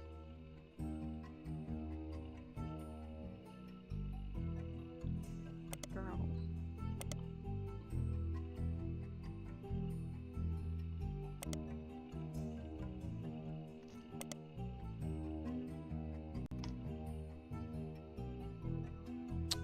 I'm wondering tells us how old the girls are. The only thing we have to go on in their thing is... Oh, well, yeah, no, it doesn't tell us how old the girls are. Yeah. We just know that the mom was working there in 82. Yeah. Because if they're younger than 16, they can't be root trees. Because 82 to 1989, or 1988 is, or 1998 is 16 years. She's been working for the school for over 15 years, so that doesn't super help. No? I mean, over 15 years makes sense because she'd been working for 16 years. So it doesn't that was how long she's been working at the school. It doesn't help for how old her daughters are. Because I don't think she was officially one of the secretaries. She was or she might have been one. She says no longer employed by 82. Yeah. So what was she before that? Yeah, she was office staff in 1980. But she was special interpreter. Oh yeah, she was interpreter for the trip.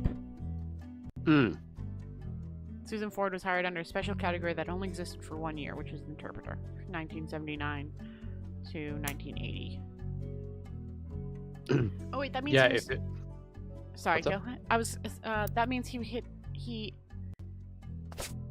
all her numbers are slightly off as he went to Brazil in 1979, not 1980.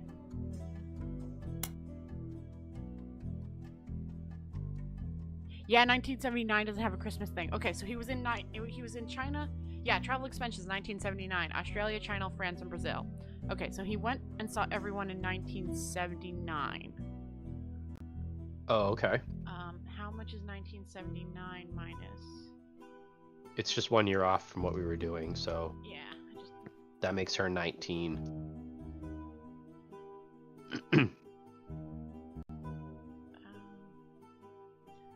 Right, but that would mean the Brazil one is not, because he's 18 by the fans. So he's too young to be. He should be too young to be. I'm just worried about For some reason, I think your reasoning's good, and then part of me just doesn't trust the game. Yeah, fair, same. I'm similar. Cause like I'm worried that like the travel expenses were like it's now the start of the year, so like it wouldn't like birthdays wouldn't have happened, so he's 18 but his birthday hasn't hit, so he should be 19 kind of situation. Yeah, I'm more like inclined to lean towards the fact that it's just meant to be inconclusive. Yeah. Like because it's so close to around the time. I Yeah. feel like would they really have us doing math like to that level? I actually don't know. Well, actually, the only ones that it probably does matter for is the twins. Because they'd have to be 18 and they're still in high school. Why do they have to be 18? Because she stopped working in 81, wasn't it? Oh, she wasn't an interpreter anymore in 1980. She was in... Yeah, so she left in 1982. Well, by 1982. Yeah, by 1982. She was in Yeah. office staff by 1980, so she wasn't close to Guy anymore in 1980.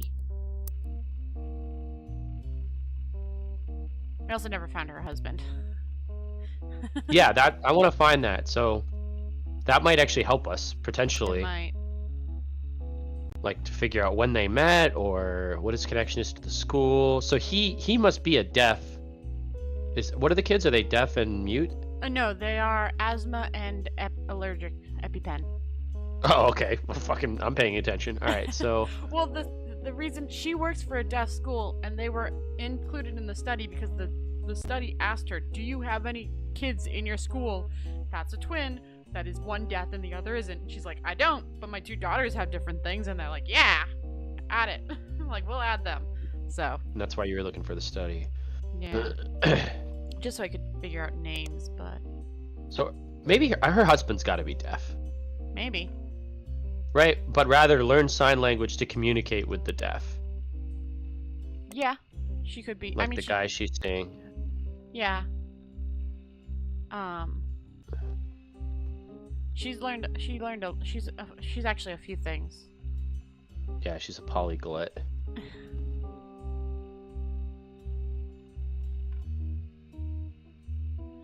Um.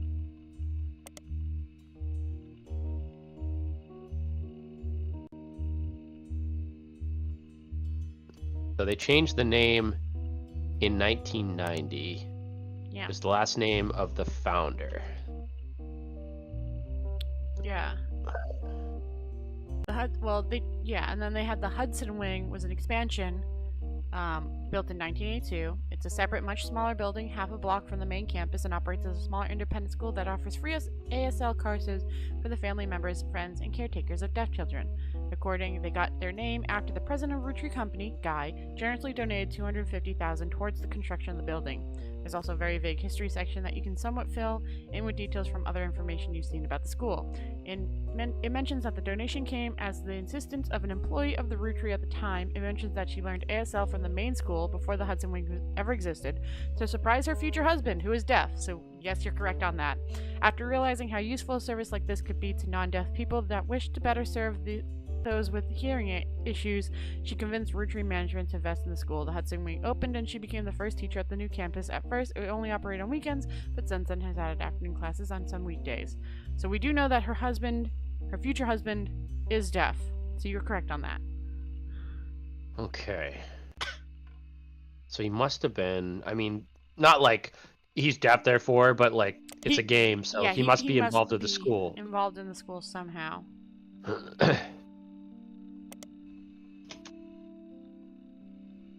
So, Grandorf was the last name of the founder. And Dove is, I don't know if I'm saying that right. Dove is Danish word for deaf. Grandorf Dove. Nope, nothing in Grandor. Oh wait, she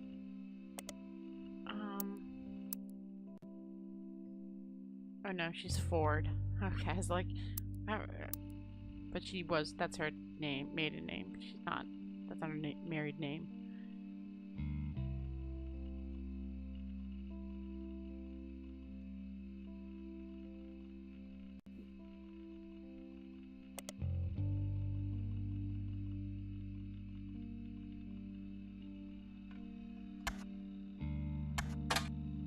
There.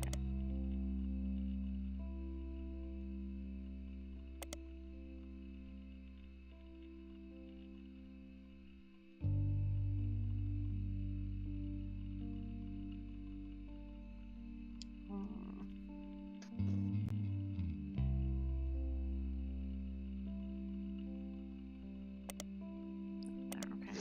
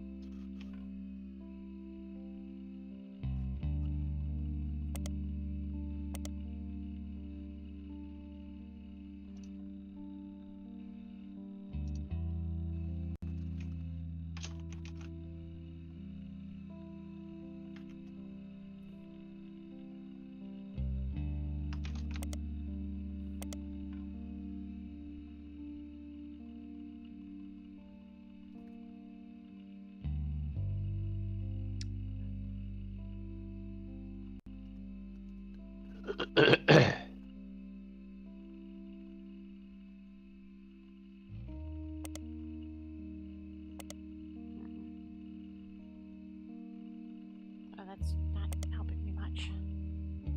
What about Thomas Hughes? Um, So there's an article in here that says in 1982 somebody defaced one of the teacher's cars in the building, and with accusations of infidelity. is A there- few weeks later, Hold on. there was Where is the? Where'd you get this?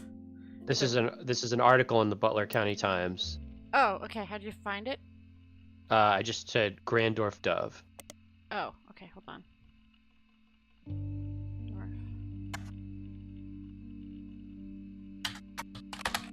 Okay, keep going.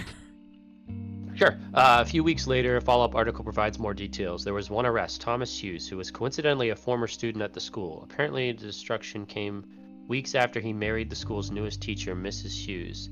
She was not a teacher when he went. Oh, so he married not her. No, he he graduated a few years ago. Yeah.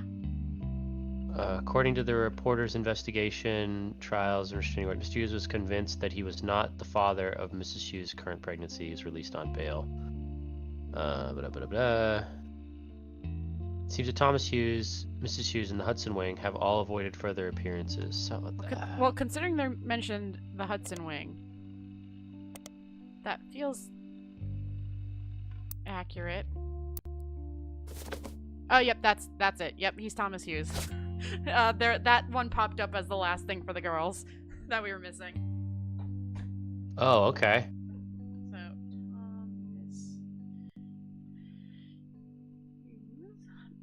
okay, so that article says he thinks he isn't the father of the children. But of a different woman, because Grandorf Dove is in 1982. So Mhm. these kids were they even born yet? Well, 1982 is when she made the Hudson Wing.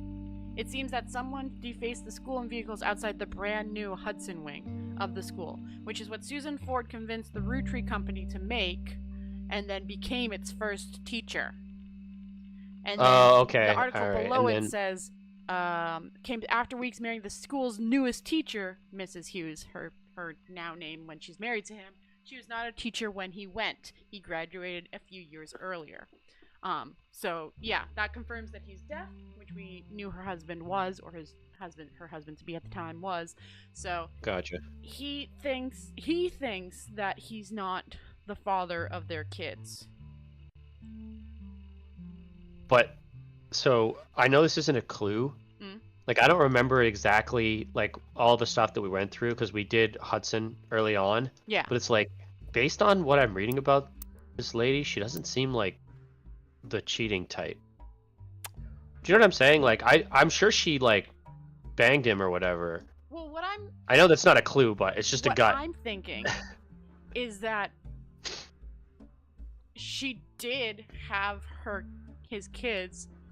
What I've thought for a while is he paid $250,000 to the school because of her. So I'm thinking, yeah, they had an affair, and then she was like, hey, pay for this add-on, or I'll tell everyone. And that would Right, ruin hush money. his legacy that he was trying to create. So I think she like blackmailed him into paying for the thing. And like she might have had That's- proof. I think that's right. And in the article, what's her face? Cicely says that she's his mistress. So like they definitely had that relationship. Yeah. I just don't know if she strikes me as the type like to have it while she was married to like when did they get married? She got married Can we after the wing was created. Because if you look up the Hudson Wing at the bottom, it mentions that she learned ASL from the school after realizing how useful it was. It mentions that she learned ASL from the main school before the Hudson Wing even existed to surprise her future husband, who was deaf. I guess it doesn't say the order. No, she was an interpreter, but I guess the deafness didn't matter for the interpretation. Yeah, I just don't know if she got married first or if she learned ASL to surprise her husband. her future like, husband at some point. before the Hudson Yeah. Wing existed. I don't know. She just seems like a. Yeah, all I have to do is my gut and like a character judgment. I don't know. Yeah. I'll be maybe she fooled me, but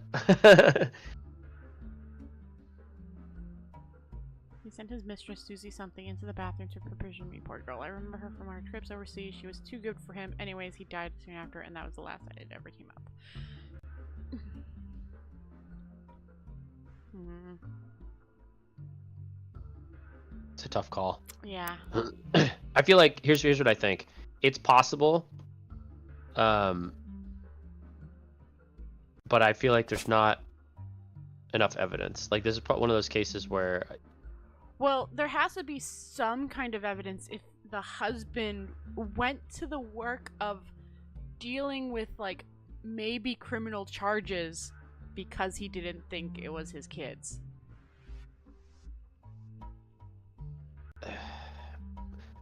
Also, it doesn't say. Yeah, I mean, he could just be he could be wrong, like yeah. paranoid. Yeah, I don't know. But you're right. It does.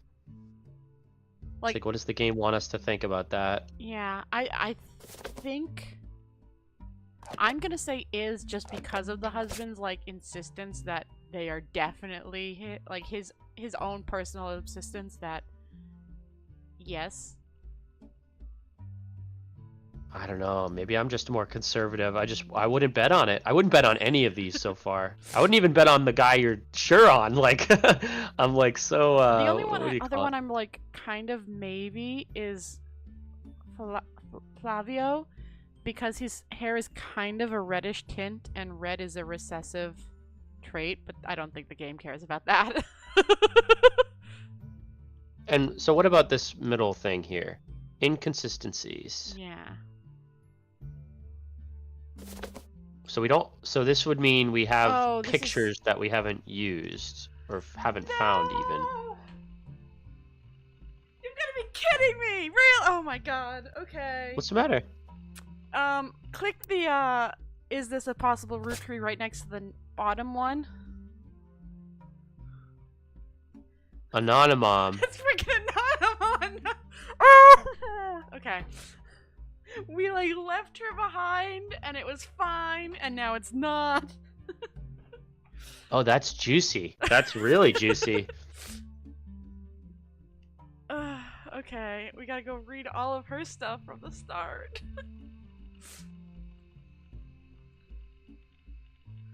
So Rutria, she claimed that she slept with Guy Hudson and that her daughter was a Rutri. The accusations come during the height of Rutrimania.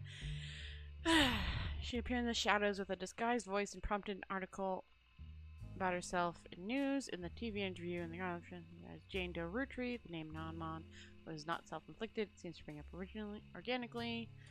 Oh yeah, I remember. I don't like that they use Jane Doe. Yeah, so here it is. So within a week, a DNA test proved that Anonymom's daughter could not be related to the Rutries. Yeah. And who ran the DNA test? I think it's that Ruby girl. The same one that's throwing out the hair. Yeah. Let me check.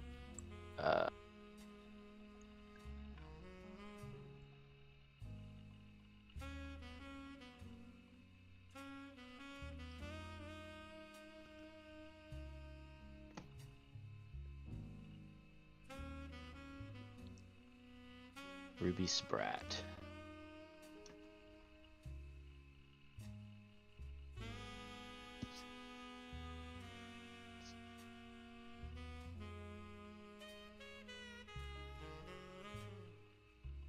Potentially new recruit.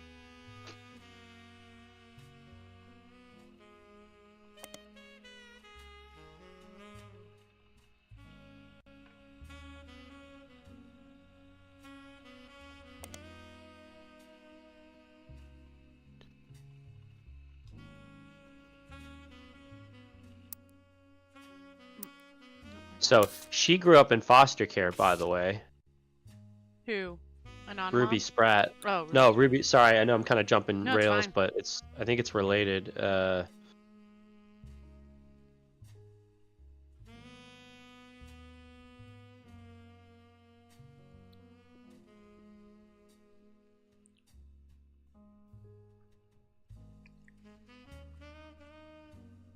price of gas.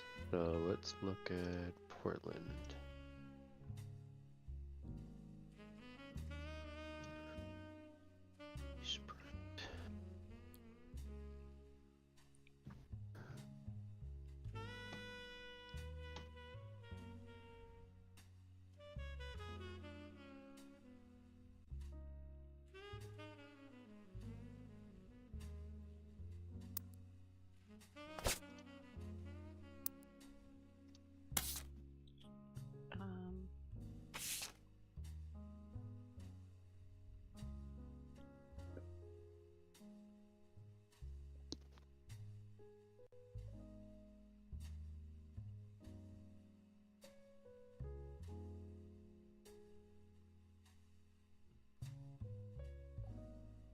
Okay.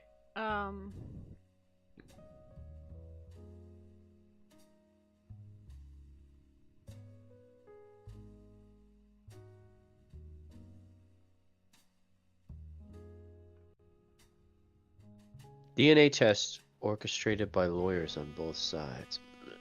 Yeah, so the Anonymom's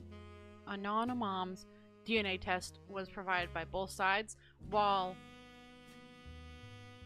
5 Pez was before that. So I don't think Okay. Ruby got into 5 Pez's. Like, they did 5 Pez's, and then Anonymom popped up, and then they got Ruby, I think. If that's true, then that bodes well for Felix. Yeah. Yeah. Sorry. It seems that Ruby actually approached the Rudies sometime in late March after the Rootry Rift, but well before Rootry Mania. An accomplished but relatively low-profile lawyer, she offered to work for very limited money so long as she could be a public face to build her reputation. The family quickly jumped onto this chance, as many family members often attempt to spend as little as possible to keep their shares of the clan trust as high as possible. After looking over the clan trust more carefully than anyone had in years, Ruby came to the conclusion that Clancy Edward Rootry implementation was not legally sound and that there would be constant legal challenges without some modifications. The family decided to put her in charge of the trust, both legally and as a public face, to prevent further issues. Has been described as a mix between a law firm and a PR firm. Her first move as sort of a trial run before she even was hired permanently was to help them draft a public statement accepting Sam into the family and declaring that they began to address the clan's trust. This went quite well, and they officially hired her in early April. Ruby Legal is now in charge of many financial aspects of the company, including verifying any claims to the trust and organizing the various charitable causes, such as scholarships, and have been set up in the name of the deceased. Oh, just the clan trust. Okay. So this woman approaches them out of the blue, offers to do all this stuff for them for cheap. They don't suspect anything. Then she reads it and she goes, "Oh, look at this. Everything's wrong. I have to fix it." I don't know. This is like something. Yeah, something's fucked up.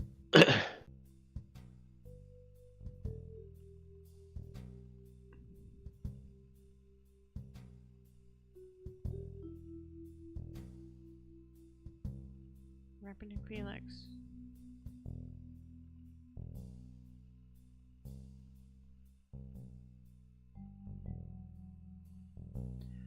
Okay, so I think what happened, at least for Felix, from all of this, is that Ruby got control of the thing, and then, because they didn't think that he was a Rootry, they're like, let's do a DNA test, and then he was.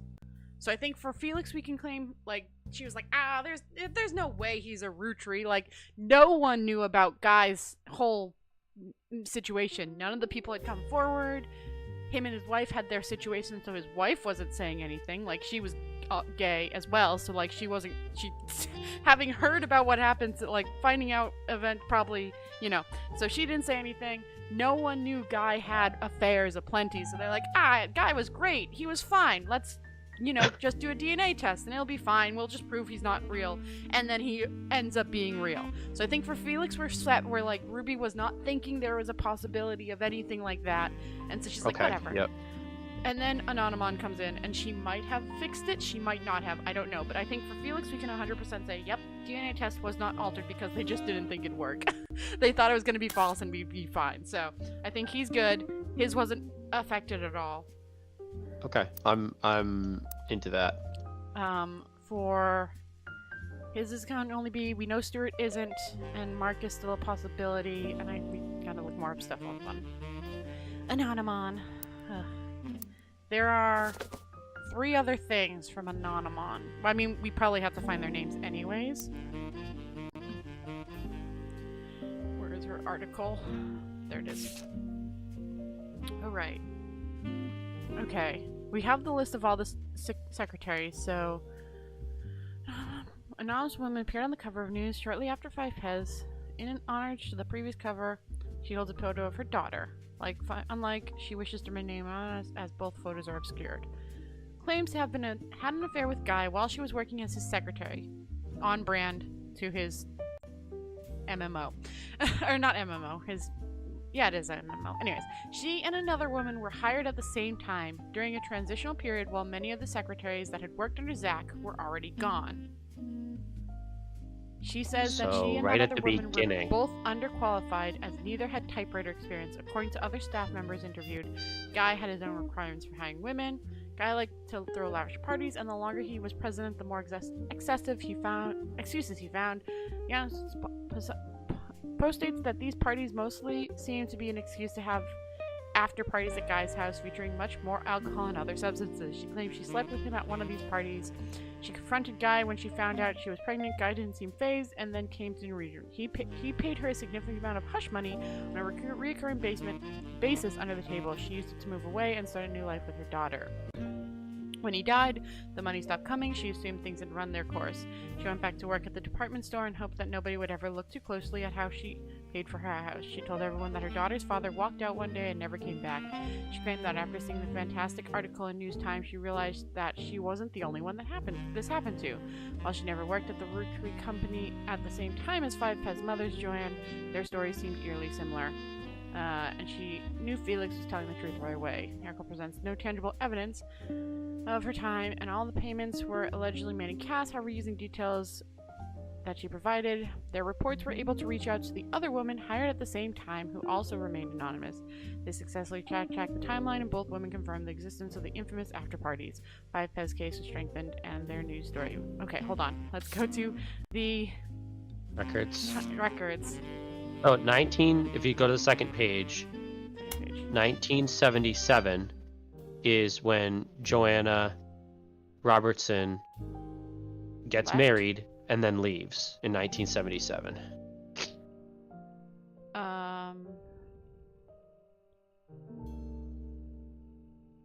You see it? Joanna Fellows? Yeah. 1997 and Christy leaves. So it has to be 1977 or later for this to happen, because it said that they didn't work there at the same time. Okay, so the last... so it has to be secretaries hired in 1978. Because... or, like, the last months of 1977. Because that's the transitional period. No one gets hired for secretaries in 77, I don't think. Yeah, so let me see what 78 has. Yeah, 1978, Guy replaced Zach. So this is 1978 is a transitional period. So in secretaries, Joanne isn't here, so that's fine. So we have Beatrice Watts and Corinne Sababa. And 2 others leave. And then we have Lisa Lewis and Valerie Earwing. No, wait. No, it has to be Beatrice. So it has to be Beatrice Watts or Corinne. Corinne Schwartz. Yeah, let me just see if that has a name. Oh, Corinne has a pop-up in the searches from local news stations in Pennsylvania. Some of the people attempting to track down an Anonymon was harassing her. She recently had to take a leave of absence because people showed up at the car dealership where she worked. She's begging people to stop the accusation so that she can get back to her normal life. In every article you find, the journalist involved has independently verified that she is not... Okay, so it's... Okay, so... It's the other lady? Beatrice Watts. Is she maybe like... How do you spell it? Oh, 2 T's and an S. Yeah. Nope, nothing in Butler County. Oh, not where. Here, yeah, it's broke. Hmm.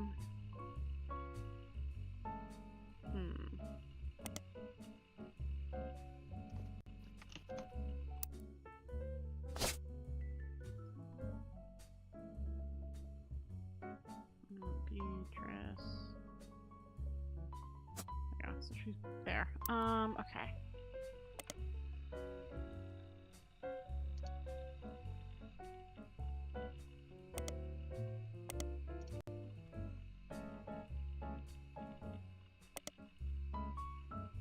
I'm just quickly looking to see if she's in any of the periodics. Not that one.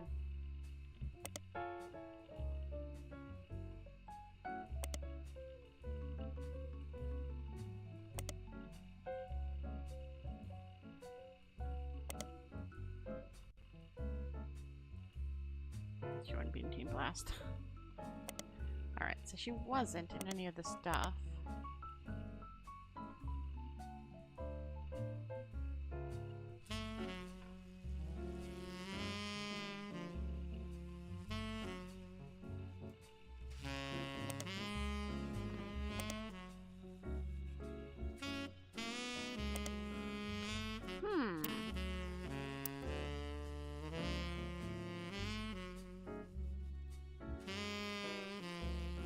Where were you reading before? The Anonymom stuff that you were reading about her timeline and her story, was that in the Sam's book? 6 Pieces? No. She has a News Time art. I was reading from the News Time article. Which is in our evidence. Okay.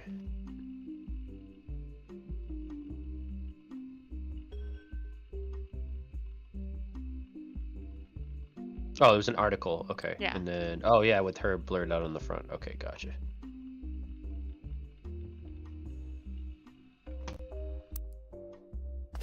She and another woman were hired at the same time. Yep, that could be Corin. Yeah, and the other woman Well, was many confirmed. secretaries have already gone. She says that she and the other woman both underqualified. Guidance and requirements.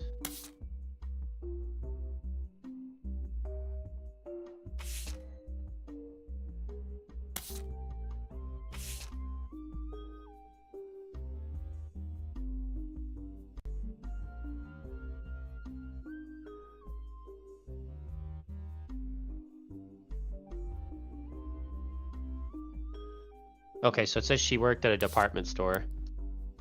Anyway, just to corroborate the fact that that lady works at a car dealership. Yeah.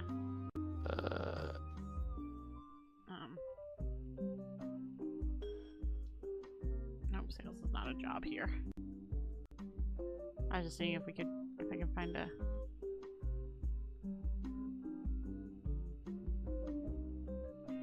Retail. Okay.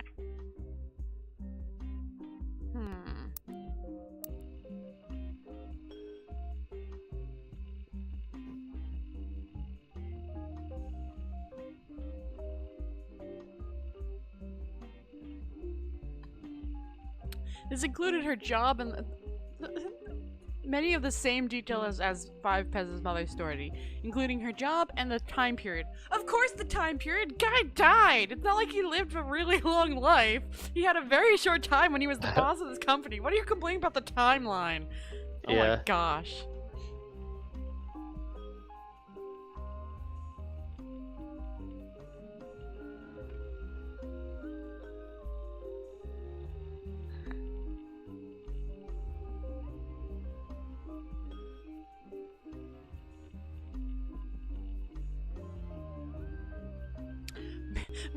Many people suspected the whole affair had been a hoax to gain fame. She was anonymous the whole time! What are you talking about? Yeah, that's weird. I mean, I guess the money part makes sense because root trees are rich, but...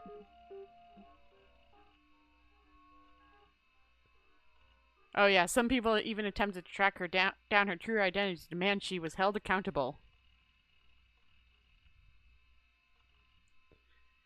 Jane Doe root tree is not a root tree. This doesn't mean that her mother and Guy Hudson were not involved in an affair. She had every right to make her claim as it had been verified that her story about Guy Hudson were not exaggerations. Please leave their family alone.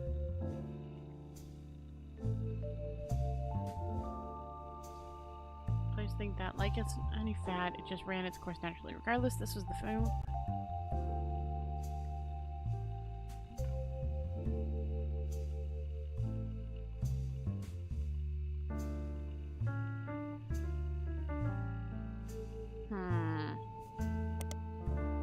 What else? Oh wait, can you go back to that? The last sentence. Yeah, hold on. I think it was that one. Boop boop.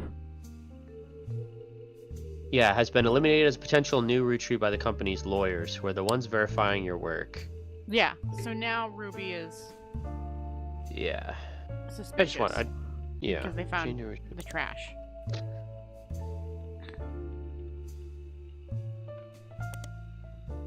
Oh no, not that.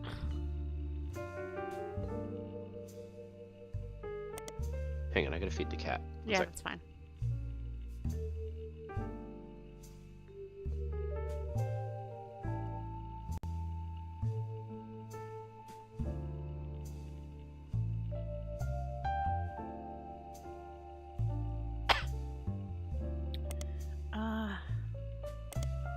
Okay, so we know her name now. Her name. We don't know her daughter's name, and we have 3 clues we haven't found out. I mean, we know. Oh, this is the daughter.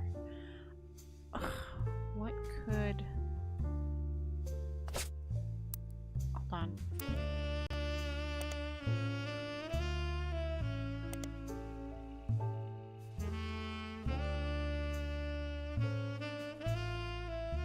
Do we have a periodic that was Pennsylvania? Other county. I think we did, didn't we? Or should I just search that one? Okay. Just, oh,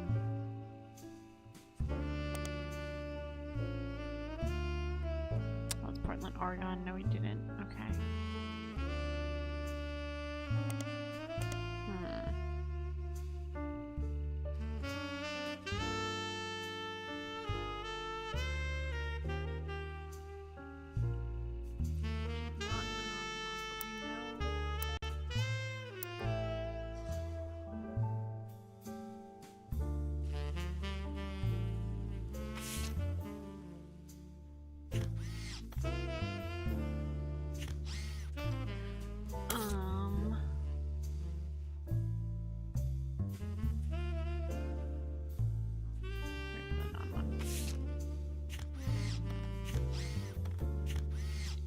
Wait. Okay, I'm back. Welcome What are you back. thinking? I mean, I might be slightly dumb, but it kind of looks like the daughter has a nurse's clothes, but that just might be the coloring. I was trying to see if the picture of the daughter had any information that we could use. Oh, gotcha. I don't think so. I mean, a lot of these pictures are, in the other one, stuff like that came into play, but a lot of these pictures are just, Yeah. you know what I'm saying? The first one, I think that was like something that was clever about it, is that it used the visual appearances of the pictures. Yeah. This one doesn't do that at all. Well, it did for the Brazilian one. Like Susan's in the background of that, and you could tell by her tattoo on her hand. Oh, you know what? Touche. It did it But at least that one it did time. once, yeah. Yeah. Whereas the other one, even with AI generated stuff, when it was in its like prototype phase, it was like, I don't know. Anyway, huh? Are we gonna need one more night to do this? I'm gonna hold on. Let me see what the into any company name you find. Okay, we'll look at that quickly. Lang Tai Textile Corporate. I'm pretty sure you're just telling me about the daughter, but sure, we'll do that. I think it's directing us to the other 2 articles that we haven't found about her yet. Yeah, If I had to guess. probably. Did this just get added to hers? No, it didn't. No, we've looked at this one before. Yeah.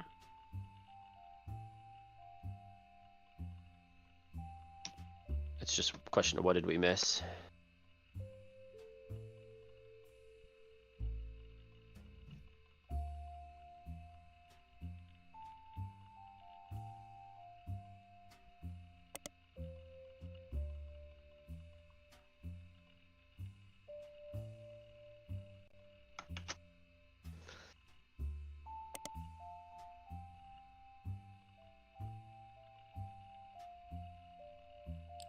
I'm just going off the random things. Because you have class, right? In like an hour. Yeah, okay. I mean, we can keep playing till at least an hour. We might figure it, like, we might, get in a whirlwind. If we can just figure out the piece. I don't buy it, but... The blurred... Oh, here we go. Okay, finally the clues about Nona. The blurred news time article about Nona seems like a dead end, but I bet if you poke around some more, you can dig up new information. That's what we're doing. Cares about respecting people's privacy, but they can't say... That can't be said for everyone. Okay. One of your PR artists has been proven tabloid. to provide... Oh, Yeah. okay. But I looked up her name for that? Okay. Is it not? I looked up the Piketty. Piketty. Oh, maybe we have to use the other name. I did Beatrice. Anonymom, Oh, and I got an article. oh, okay. Yeah. Hold on. Let me just grab it from here. They said Anonymom worked as a manager at a department store in North Carolina. Her daughter's name was Courtney May. They also said that the woman vouched for her famous cover story. Is named Corinne Schwartz. Yeah, so we were right. It's Corinne Schwartz, and that she had filed for bankruptcy. The article speculates that Anonymom and Corinne were in on it together, and even speculates that they might have been lovers. Oh, so Anonymom is Corinne's partner? I vote for and her daughter's name. No, the Courtney May. Oh, yeah. Okay, hold on.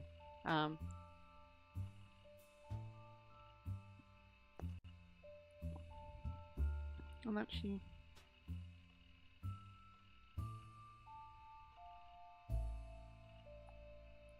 Exceptional. Very few people seem to notice or care. Okay, so supposedly they are. North Carolina.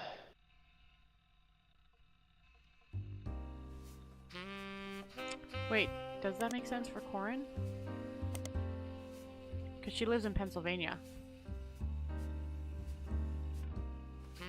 Well, Corinne Schwartz is the lady that was not Anonymom. It says the lady that the woman that vouched for her story is named Corinne. So that's the lady that corroborated. What's the other girl's name? Beatrice? Was it? Yeah, Beatrice. Yeah. So this lady's supposedly Beatrice, but this person's saying, I bet they're gay, and I don't know if they're saying truth. Yeah, no, there can't be, because if Anonymon lives in North Carolina, Corinne lives in Pennsylvania. That's pretty far. It's like a few hours. So, but North Carolina is where she lives. I don't know if we can use that. North Carolina, her daughter's name is Courtney May.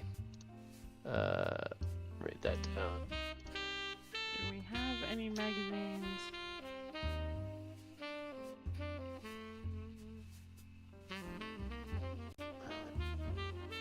Actually, oops, nope. Nope, okay, you don't have anything for that. Nothing on Courtney.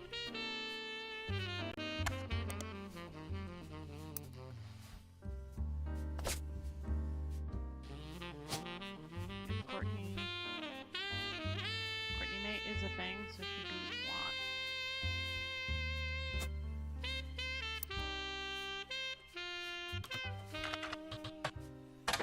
Oh, Courtney May has a simple website with I put her last name on it. On a white background and a few images. Oh, From nice. the view counter, you can tell you're one of the only a few hundred people who has visited it. She's not shy about claiming she is Jane Doe Rootry. As proof, she has posted an unobscure cover from the Times she was featured on News Times, as well as a different picture of herself that appears to be a wedding photo. The website seems to be created in defense of her mother, who has been the target of public scrutiny. Under the headline, The True Story of Jane Doe Rootry, courtesy of Courtney May Newton. Okay, formerly Watts. Courtney May writes, everyone has everything wrong. My mom approached the Rootrys before Five Pez was even on the cover of News Times. Nobody at the Rootry Company took us seriously. They only listened to us after we appeared on TV and in magazines. The site has a scanned letter from the Ruby Legal Group to Courtney May's mother, Beatrice. In very polite legal terms, it seems to accuse her of exploiting their name and orders her to leave the Rutries alone. It's dated from a few weeks before the Five Press article appeared in News Time, and it seems legitimate. Courtney May also discusses her mother's magazine featured in more details. Do you know how difficult it was to convince anyone to tell her story? My mom didn't want to show her face because everyone in the media we approached assumed she was lying, because her story was just like Five Pez, but my mom's story was first. Mom was advised by Ryan and Cork to tell News Times that seeing Five Pez on the cover was what inspired her to go public. That's the only way News Times would agree to it and help her get on TV, but it's not true. Our story was first. Courtney's defense continues, but much of it seems repetitive and useless. Towards the end of her page, she discussed the DNA test and defends her mother's character. My mom is amazing. She's the nicest woman in the world. She has diabetes and works at a department store, but still manages to help pay for my apartment in a big city so that I can stay with my high school sweetheart. I got a degree in nursing. Oh, I was right. Oh, called it. Look at you. I was wrong. So I learned about DNA in college, but I'm beginning to think it's all a lie. Mom is 100% confident that there's nobody else who could be the father. Either they did the test wrong or DNA is completely BS. She is not a liar. Cool. I was right about that. All right, so we got two. We got the Anonymom and the daughter. Boop. Nurse.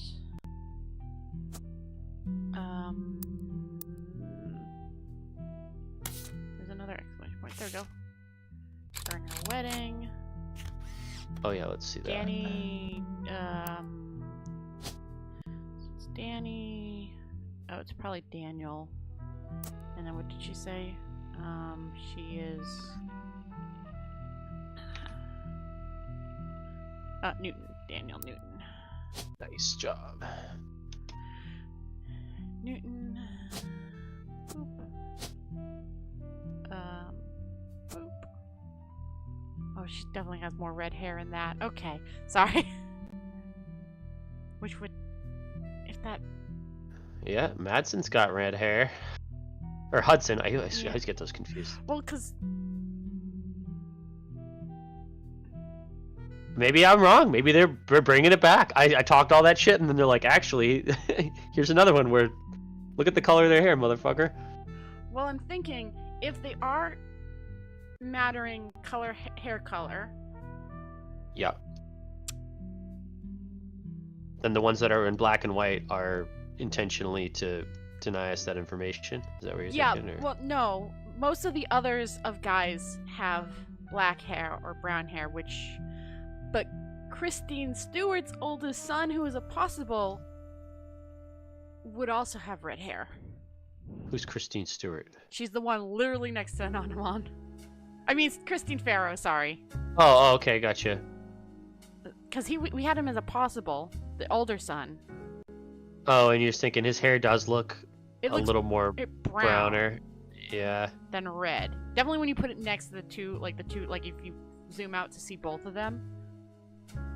The issue here, I agree with you. The issue here is that she also has a husband and we don't know what he looks like. No, Beatrice doesn't. Beatrice doesn't claim to have a husband. The husband. No, that's what I'm saying. Yeah, that's the difference between those two. Yeah. Well, yeah. But, I mean... I'm just saying it's inconclusive in that case, yeah. Even though I agree with you that his hair is more red. That's all I'm saying. No, I'm saying his hair is more brown. I'm saying he's not a redhead, so he can't be guys. Oh. If you look at the two colors. No, it is absolutely brown. Just also brown is more red than yellow. Yeah, well, no, I'm thinking that the husband has brown hair, and that's why it can't be guys' kid. Mm-hmm. Like, it should... If it was her kid... If it was guy's kid, he should have red hair. The older son, is what I'm saying. Like... he could. Yeah. Yeah, he could have red hair. Well, no, what I'm saying is, like, if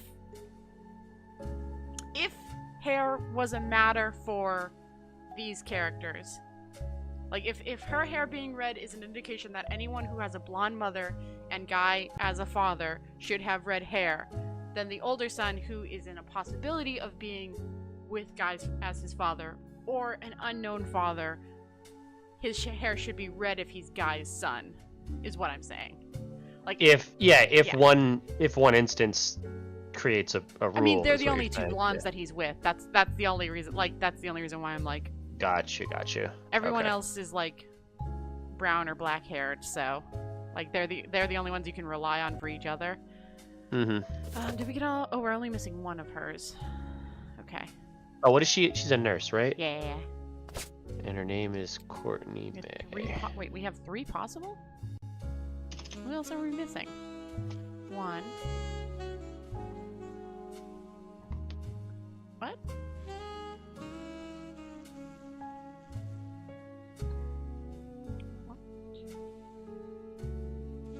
Um, 3 left to identify. Do we have a new hint as well?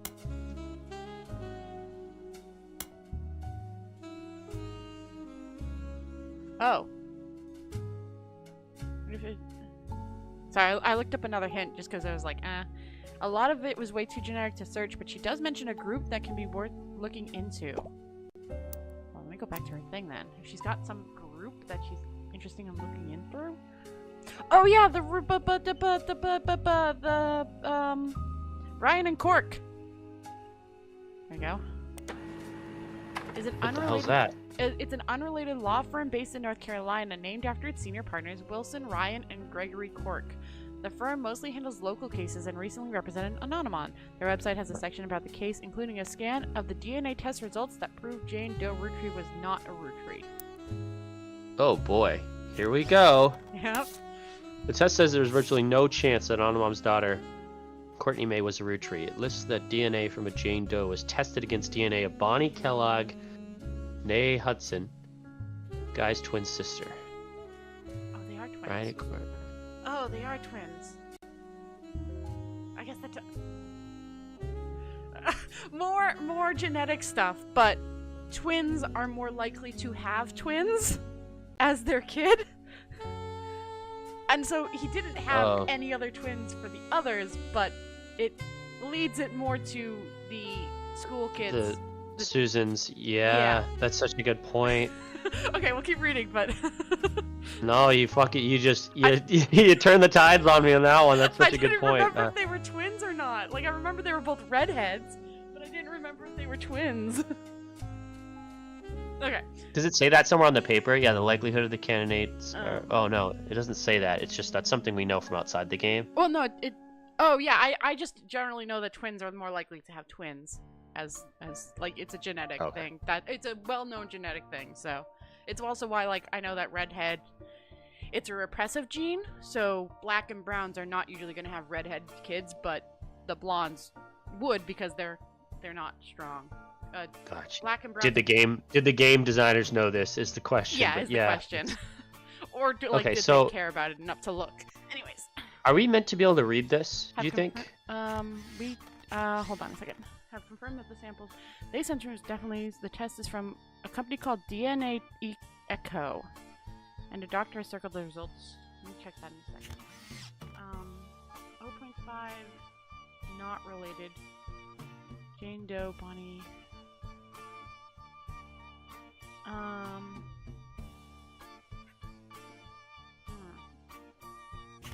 I don't think we were, but I'm wondering if the company was the thing that we're supposed to care about.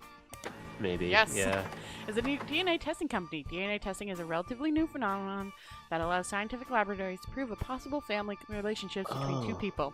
It's fairly cutting edge. The method by which they test samples has only become standard in the last decade, as of early 1990s. According to their site, So I forgot this was cutting edge because the game's set back in time. Okay. yeah. DNA Techo was responsible for the DNA test that provided Felix Fowler's was a Roottree, and even used it as an example of how a DNA test looks. Oh, that's why.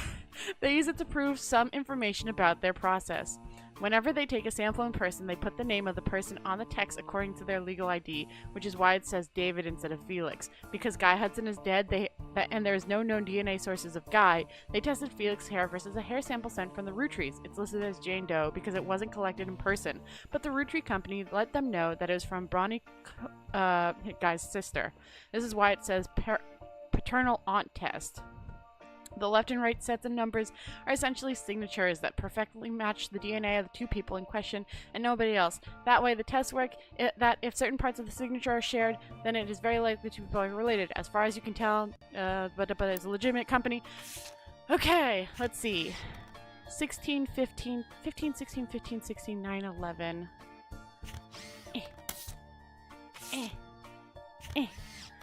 Yeah, okay, so they did. Are we just supposed to see that they don't have the right person? Is that what's going on? Yeah, because the. You want to hold yours up and I'll look at mine on my screen or something? Or Well, so? you can tell by the first three that they're not the same, I don't think. D3S. Hold on, let me just make sure it's in the right order. It's the same order. Yeah, D3S. So it's 14, 12, 13, 7, 8 for this one. Wait, go back. What is that? Well, see, so I the just want to first, see the names. I want to see the names. So Jane Doe which is and Bonnie. yeah. So Bonnie's on the left, which is the alleged paternity aunt test. So it's 14, 12, 13, and 7, 8 for Bonnie for Anonymon or the Jane Does. But if we go over to Felix, which is confirmed also per, it's 15, 16, 15, 16, 9, 11. So they're definitely not similar. They were not given the same DNA test, despite it being supposedly from the same person. No, I'm confused. Confused about what? They're comparing these two and not No. Jane Doe with Bonnie? Or is Jane Doe Bonnie? So in this one, they put it as Jane Doe because But it's they Bonnie. did not get it in person. But it is Bonnie's DNA. The Rutries told Supposedly. them. Well, Yeah. the Rutries told them it was Bonnie. It is listed as Jane Doe because it wasn't collected in person, but the Rutries let them know it was from Bonnie. So, like, they were told it was Bonnie. And this is the test that they did not think would work. So they didn't care. They probably just gave Bonnie's. And then... Right, so don't you think it's weird, though, that now it's called Bonnie on the other one?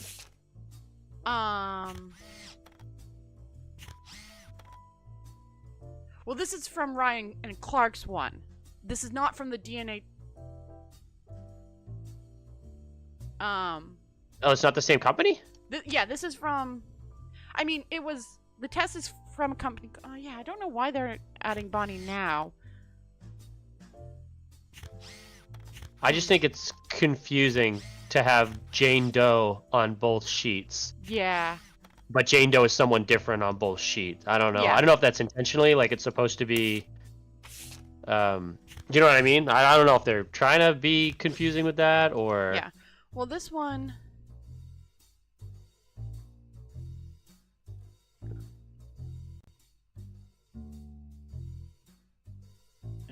As far as you can tell, neutral third party that is used to... Okay. So for this one, it's example from the company.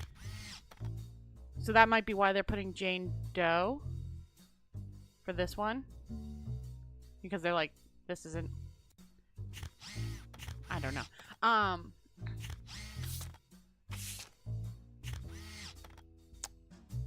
29... Wait, 29, 65, 20. 29, 8.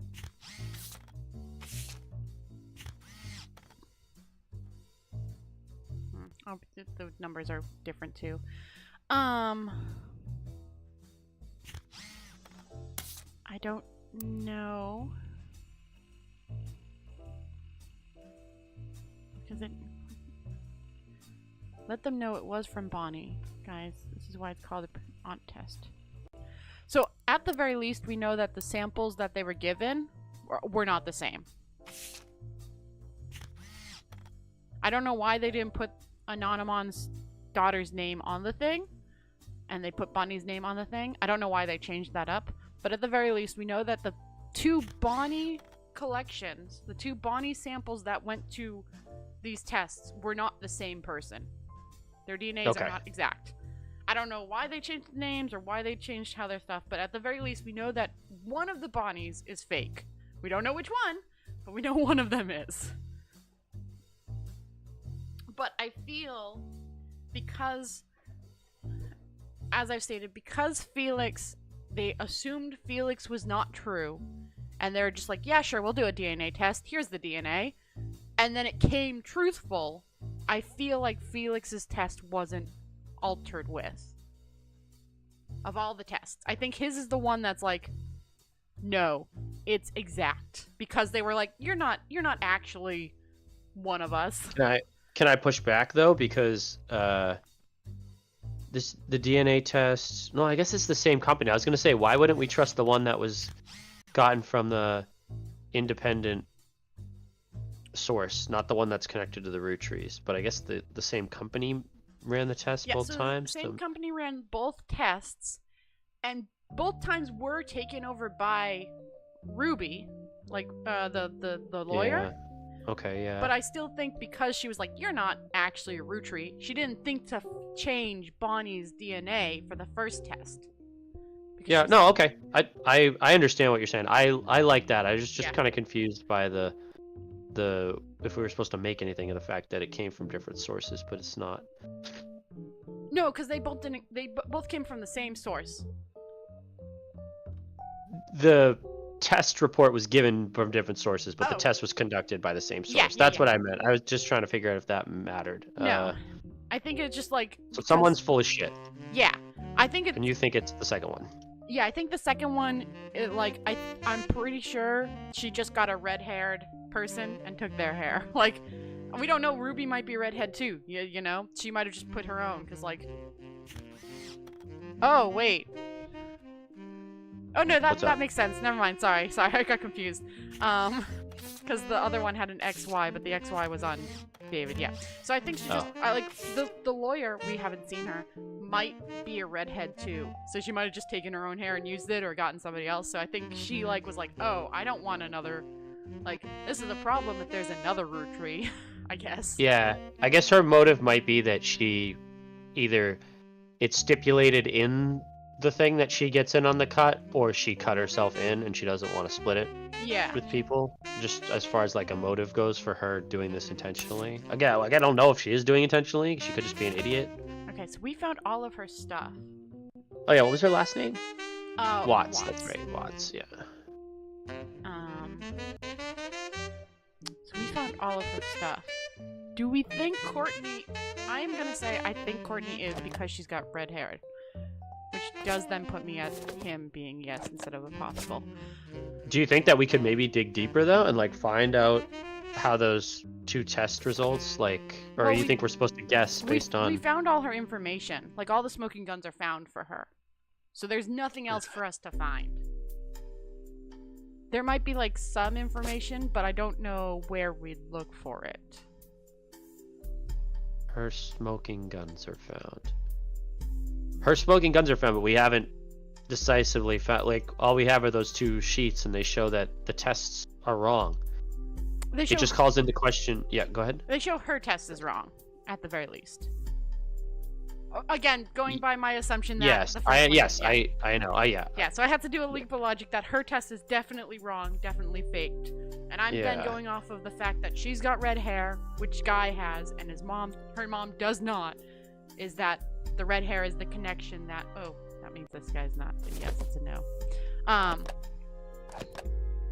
That because she's got such, like, distinctive red hair like both of her father and her aunt, she has to be a root tree, or she has to be his son.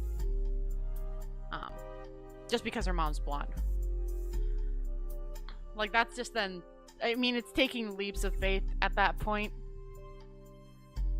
I mean, yeah. And at the end of the day, that's all you can do with this part, Yeah. because you can't check it. But yeah. I don't know. I just feel like it can't leave it there. Do you know what I mean? Yeah. Like, maybe that's just because I trust the game. Like, if the game leaves it there and then explains it in the post credits, and it's not something that we deduce ourselves, like, I'll be pretty disappointed. Oh, wait. I thought he was. Oh, interesting. So we have to confirm all of Guy's kids, but we don't have to confirm any of the side people. Like, once we confirm all of Guy's kids, the game will be, like, pop over. Oh, how do you know that? Where does it say that? By Jane Doe, it says 2 possible root trees for me, and I had mark Clementine as possible, and then I changed it over to positive, and it didn't move. It didn't change the number, so... And I've got 2 question marks now because I removed the older son of Christine, because, again, the red hair situation. Yeah, you're right. That's weird. Yeah. So we've just got the 2 last ones. Your hair is more brown than anything.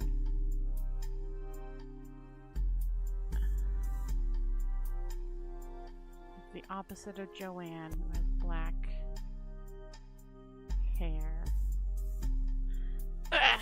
We're missing one of his. Okay, I'm gonna see another note because. Okay, there is a thing.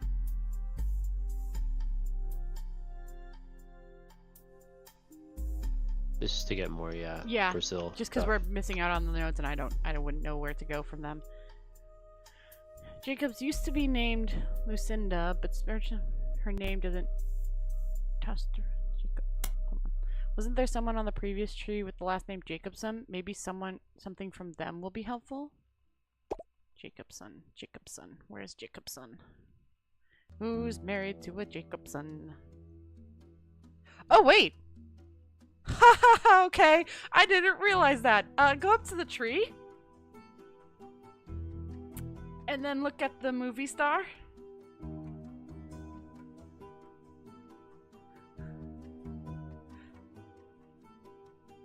Do you accidentally mute yourself? Oh, Edith. I sure did. Yep, I've been asking you. I was like, okay, what? Okay, we're looking at the tree. What's up? Robbie and Rootry, Robert and Ronald have a possible Rootry question as well. I mean, they have to be because Gwen's their mom, but... Whoa, my gosh, there's so many notes on them! Oh my gosh! Wait, what's going on? Oh gosh! This is cool. Yeah. Like, I mean, there was always that question mark before. I mean, they're obviously Rootry because Gwen had their kids. Like, they definitely are blood related. Like... Well, maybe they're not. I mean, I guess she may be adopted, but... If they were just gonna retcon shit, it could be. But anyway, Jacobson is... There was an Edith Jacobson, which was with... Miracle's son. Okay. But we figured out the miracle stuff already, didn't we? No, I know, but his grandson. Why does he keep taking off the... I keep putting, like, people's pictures on. And I feel like they keep getting taken off. Like the little secondary picture. Anyway, that's related. Oh, wait. You find a link that seems to be a partial and corrupted list of archived articles from the Butler County Times. The article is cut off, but it mentions an Edith Jacobson and an arrest. You might be able to find the article somewhere else. Okay. What did one of... Hold on. What did Miracle's daughter-in-law do? There's a crime bloater article about Edith Jacobson that also mentions a Helen Rootry and a Lucinda Jacobson. Oh, okay. Helen Rootry? Wait, who's Helen Rootry? Hold on. That's the author, isn't it? No, well, Lauren. No, it's Lauren. Where is the Helen? Where is Helen? Where are you, Helen? I guess I should don't keep reckon. reading. Hold on. In 1971, when she was 18, Edith and her sister, Lucinda, were arrested for trespassing at the Miracles oh wait, is it the wife?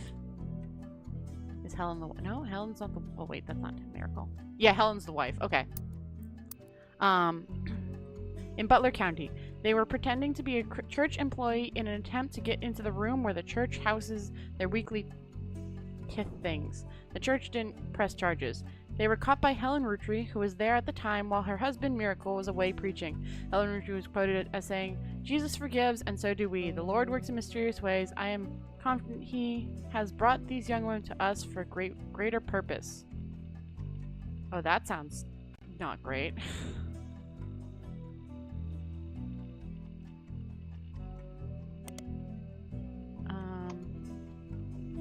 Why did you want me to bring this up, Ducky? Wait, what?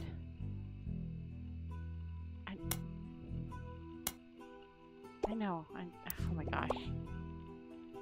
Duck. Lucinda Jacobson is related to 5Ps. Is she? Yeah.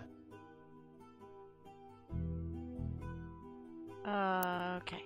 How? Hold on, let me scroll all the way down. Wait, Tostarito Jacobson. That's 5Ps, right?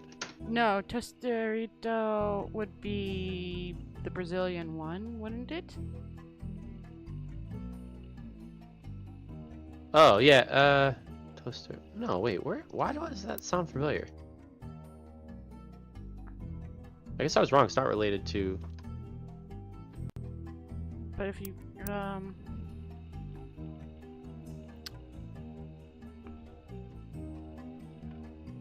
Oh, there you go. Taste-A-Rita. Oh, that's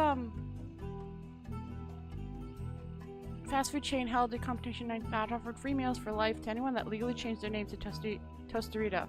Oh. So Lucinda is now Toast-A-Rita Jacobson. Okay. How is that how is that connected to anything here? I don't fucking know. Clue, I thought you it did was not connected. help at all. Well, let's check this then. I mean, let's just look up stuff about the twins, right? Robbie and Ronald, like, there's apparently 8,000 clues we haven't found about them. Yeah. I guess we'll just start searching.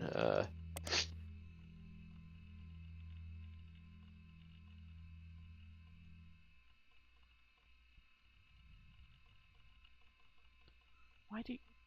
I mean, we know that this is the sister of Miracle's daughter-in-law. Why does that matter, Clue? Why did you come in at anything? I mean, besides the fact that Miracle had the whole affair. Alright,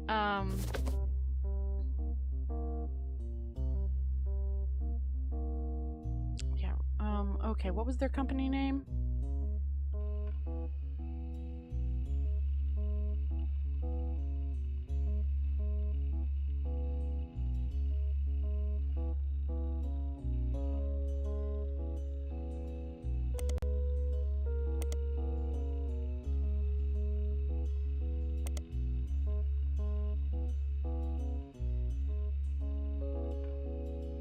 Simon took him. I missed the height of the craze, which only lasts a few weeks. Even so, it did tell me. Talks of a remake.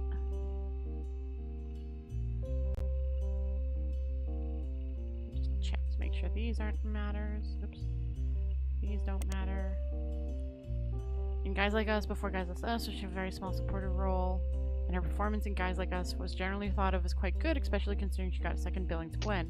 Even with success and acceleration, she retired from Hollywood almost immediately after her co-starring role. Not much was known about her until recently, when Guys Like Us was really released right at the tail end of many. Recently, as part of the myriad of articles and research people have done, it came out that she died of genetic disease known as Huntington in the late 1960s. Okay, so she doesn't have anything. Do you have anything? This page hasn't been updated. Oh wait. No, what's her husband's name? Walter Forsooth. Are you muted again? Or No, sorry, okay. I'm No, just thinking. no, that's fine. I'm just making sure you're not like accidentally hitting the mute button or whatever. SYTH.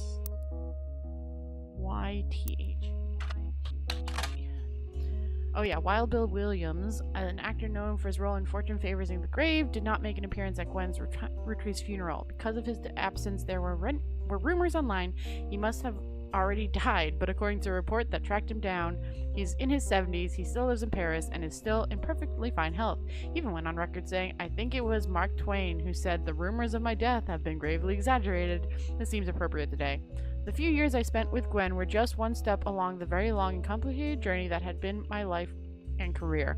The last time we spoke was when I signed the divorce papers. She asked me never to contact her or the kids again. I've always respected those wishes. They never reached out to me either, even as adults, so I had to assume they had some idea of why she hated me so much and the sacrifices she made on my behalf.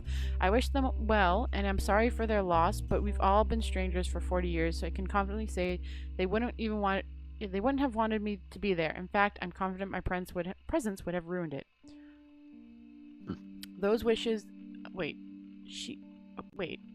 So I have to assume they have some idea why she hated me so much and the sacrifices she made on my behalf. What sacrifices would she have made?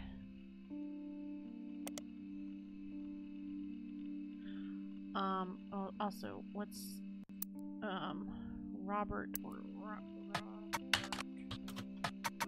I couldn't get anything like decent on them. Oh, I spelled it wrong, didn't I? No, I think it usually is Robbie. Oh, Like when you search for him. Rob. Nope. Okay. What's the other ones? Ronald. Ronald. Yeah, Robbie. Robbie was released from French prison after serving a few years for assault. Oh, Robby. BBIE. Thank you. His embezzlement and arrest were practically featured in 6 pieces, as Robbie's participation in the clan trust was a key piece of evidence in Sam's favor, and have since become much more publicly infamous. He has not yet returned to the United States, but when journalists reached out to him recently after the death of his mother, he had insisted a blanket statement issued blanket statement a few days ago. The death of my mother was hard on my family. My brother and I, after spending time together caring for her in mourning, have finally made amends. It was highly transformative few weeks when it came to our relationship. I'm in recovery for my addiction, and a major aspect of the process is that I want to stay private.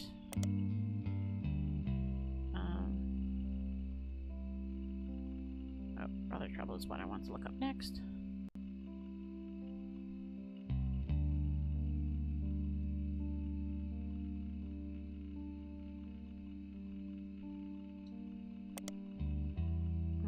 Okay, Brother Trouble hasn't done anything.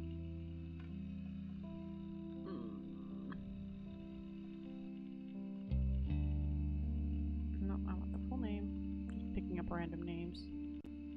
I'm just going random locations for now. Oh, the TMS has been in the news for his addictions both before and after the death of his wife, Rayonda. Oh, okay. 2 months ago, he very publicly went into rehab. Since then, however, he has been seen in public a few times and appears to be doing better. He hasn't appeared in any new movies in the last 8 months and has rarely appeared anywhere of note. Aw, poor guy. He was married to one of the girls who died in the crash. One of the sisters. Oh. Yeah, I was like, wait, she died? I forgot that's how this started. Comedian Penelope Trace Green was part of a recent fundraiser at the Reno Comedy Club, The Laughing Lounge, about a month ago. The fundraiser was called The Best Medicine and was to help find a cure for Huntington's disease. Wait, somebody died recently of Huntington's disease. Oh, one of the other stars. According to the website, she released a statement. Up until recently, I didn't know anything about Huntington's. In the last few months, I've gone from knowing nothing about it to learning more than any one person should ever have to. Until less than a decade ago, it was impossible to predict if someone susceptible to Huntington's had the disease. But due to advance in medicine, tests have been developed. Hopefully, this increased awareness is the first step into finding a cure. Please join me in the night of comedy and good causes. Alright, I found a lot of updates. Wait, you did? Well, yeah, because of Bill, Gwen, Robbie. They're popping up. Guys like us, Penelope. I'm just going back through random stuff. I'm actually looking for the company name that the brothers had, and I just haven't found it yet. I've been trying to think of what that is also. I think it's like R&R or something like that. Yeah, oh, it might be. RR Productions, that's what it is. Seems to have no projects listed in development other than Guys Like Us remake. Oh, the brothers are making the remake for their mom? Just a few times on the website about upcoming films called Movie News. The logo is a cow on a film canister. Hold on. The rumors cast is Cameron Diaz in the role originally by Gwen, Linda Frontine, and Chris O'Donnell. I don't know if those are actual actresses, except for Cameron. According to leaked news, the remake has been put on indefinitely hiatus due to its director, who is expected to be Ron Rutry, dropping out in the wake of a serious medical issue, though that's only a rumor. Hold on. Oh, nope. Alright, hold on. Ron... President... stated that Ron and Clark would take over. A few weeks later, Ron was dropped from the town. There are hundreds of results development, both are telling the base some beer and heavy on them. Ron has Cameron Diaz doesn't yield any search results. That's crazy.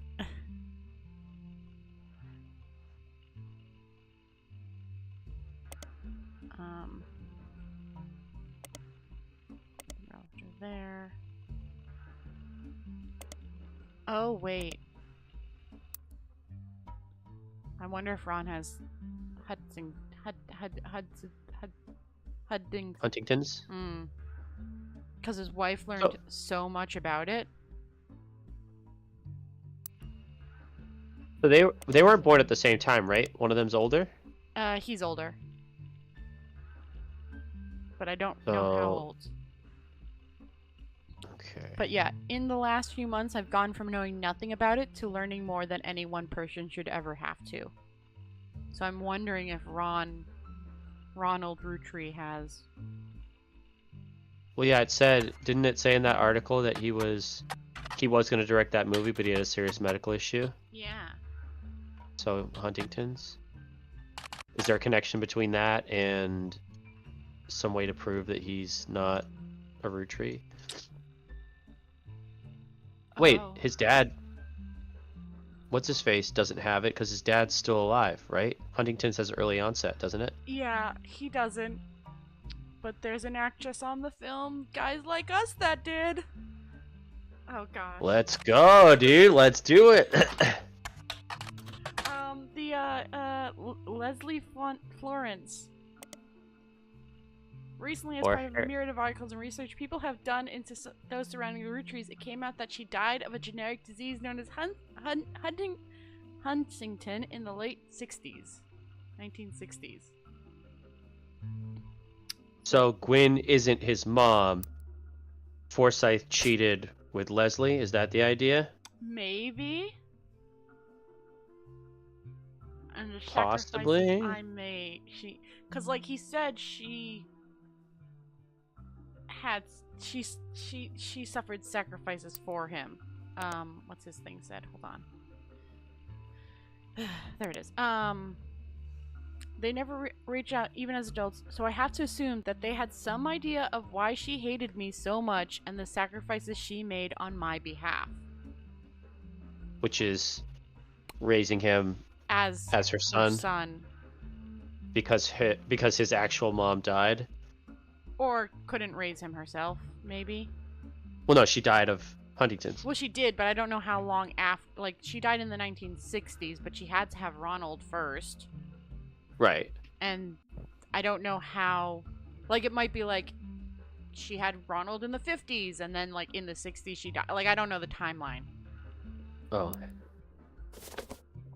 We're still missing 3 of their things as well.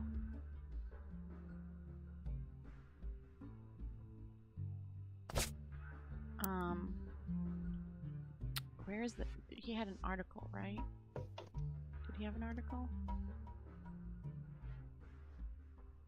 Yeah, I think he had an article, didn't he?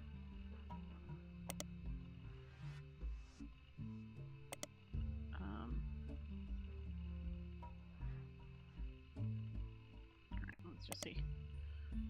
Oop. Drawn Rutry.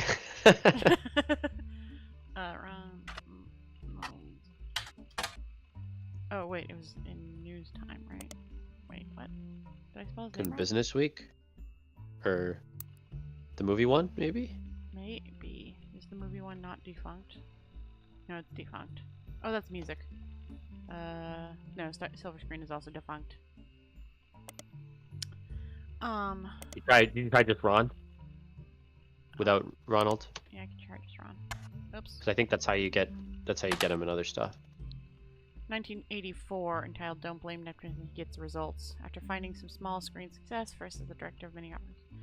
Showrunner, Ron has decided to start his own television production. Ron was born in the U.S., but grew up in Paris with his once famous mother and his brother Robbie. He gobbled up American cinema whenever he could, and when he was old enough, returned to Hollywood to attend film school. He brings a special kind of charisma and an eye for unusual stuff, particularly when it comes to comedy. Those he worked with have gone on record saying he's an attentive director who can work with actors to make sure the timing of a joke lands perfectly. Ron plans to pitch new shows in the major television studios as soon as 1986. Until then, he plans to find the right projects. He has occasionally called upon his younger brother for script punch-ups, and he has thought about bringing him into the fold. All right. This is an old one that we used from last time. Yeah. Well, but it kind of puts a timeline to things. So, kind of. He can't be so much older. Like, she might have died... Because it says 1960s. It didn't say exact year. So she could have died in, like, 1969 and had him in 1967 or something. Because if in 86... he was running his own company, he has to be at least 20 or 30s. Like, the 60s is a plausible... He's an adult. Yeah. A plausible, like, length of time for him to be a thing. What other three... Ducky, can you come... Oh, no, you're still talking about him. Gosh darn it. I don't need you to talk about him. I need you to talk about something important and useful. You're all done. We're still missing 3 for them. What else could we be missing? And the ducky is not helpful.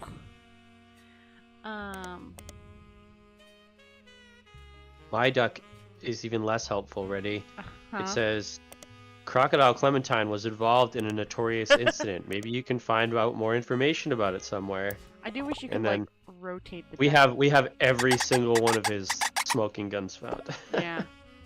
I wish you could, like, rotate the duck around and be like, yep, I already got that clue.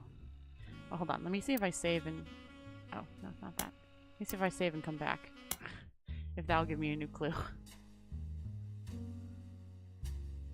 Continue. Richard Nanny.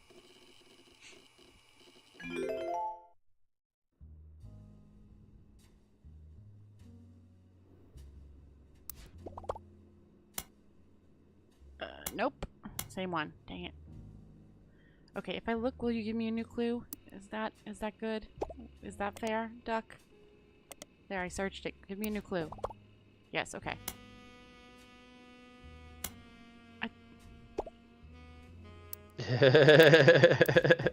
Fine, duck. I'll keep going through your stupid thing. I know all this stuff, though. I think we actually got all of his information. Oh, we didn't actually, so it's kind of like circling me through his information stuff.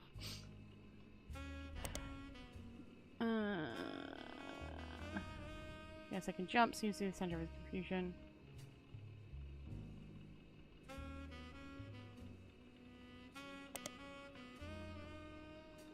Seems to be the only song that didn't make it into the studio album that people thought should have in it. He referenced a popular movie from the White Man Can't Jump. This reference has casually come to confusion. The fan base, because of it, it is agreed upon that the mixtape had come out in 1992 at the earliest, but others point out the fellow's reference themes the movie on his 17th birthday, which would have been in 1994. Some take this to mean that the album has been released in 1994 at the earliest. Others claim that he was likely trying to make himself sound older, since in response to some of the more questionable lyrics he has stated multiple times he was just a dumb kid when he was released. Okay. You can still find more information. I know. Oh, yeah, of course he was in Starbiz. Why am I not even confused? Sorry, it's just giving me hints about all the other extra information that we didn't collect for him. It's like, okay. Which is useful, I guess, but... Teen Blast. That even though his music is not targeted towards teenage girls, they seem to be teenage anyways. While he hasn't done any interviews, they've listed him amongst the hunky hotties for the past few months, with small bios that tell you various facts about him. This includes his real name, David, his birth date, 1977, and his star sign, Aquarius, and where he grew up, foster care in Portland.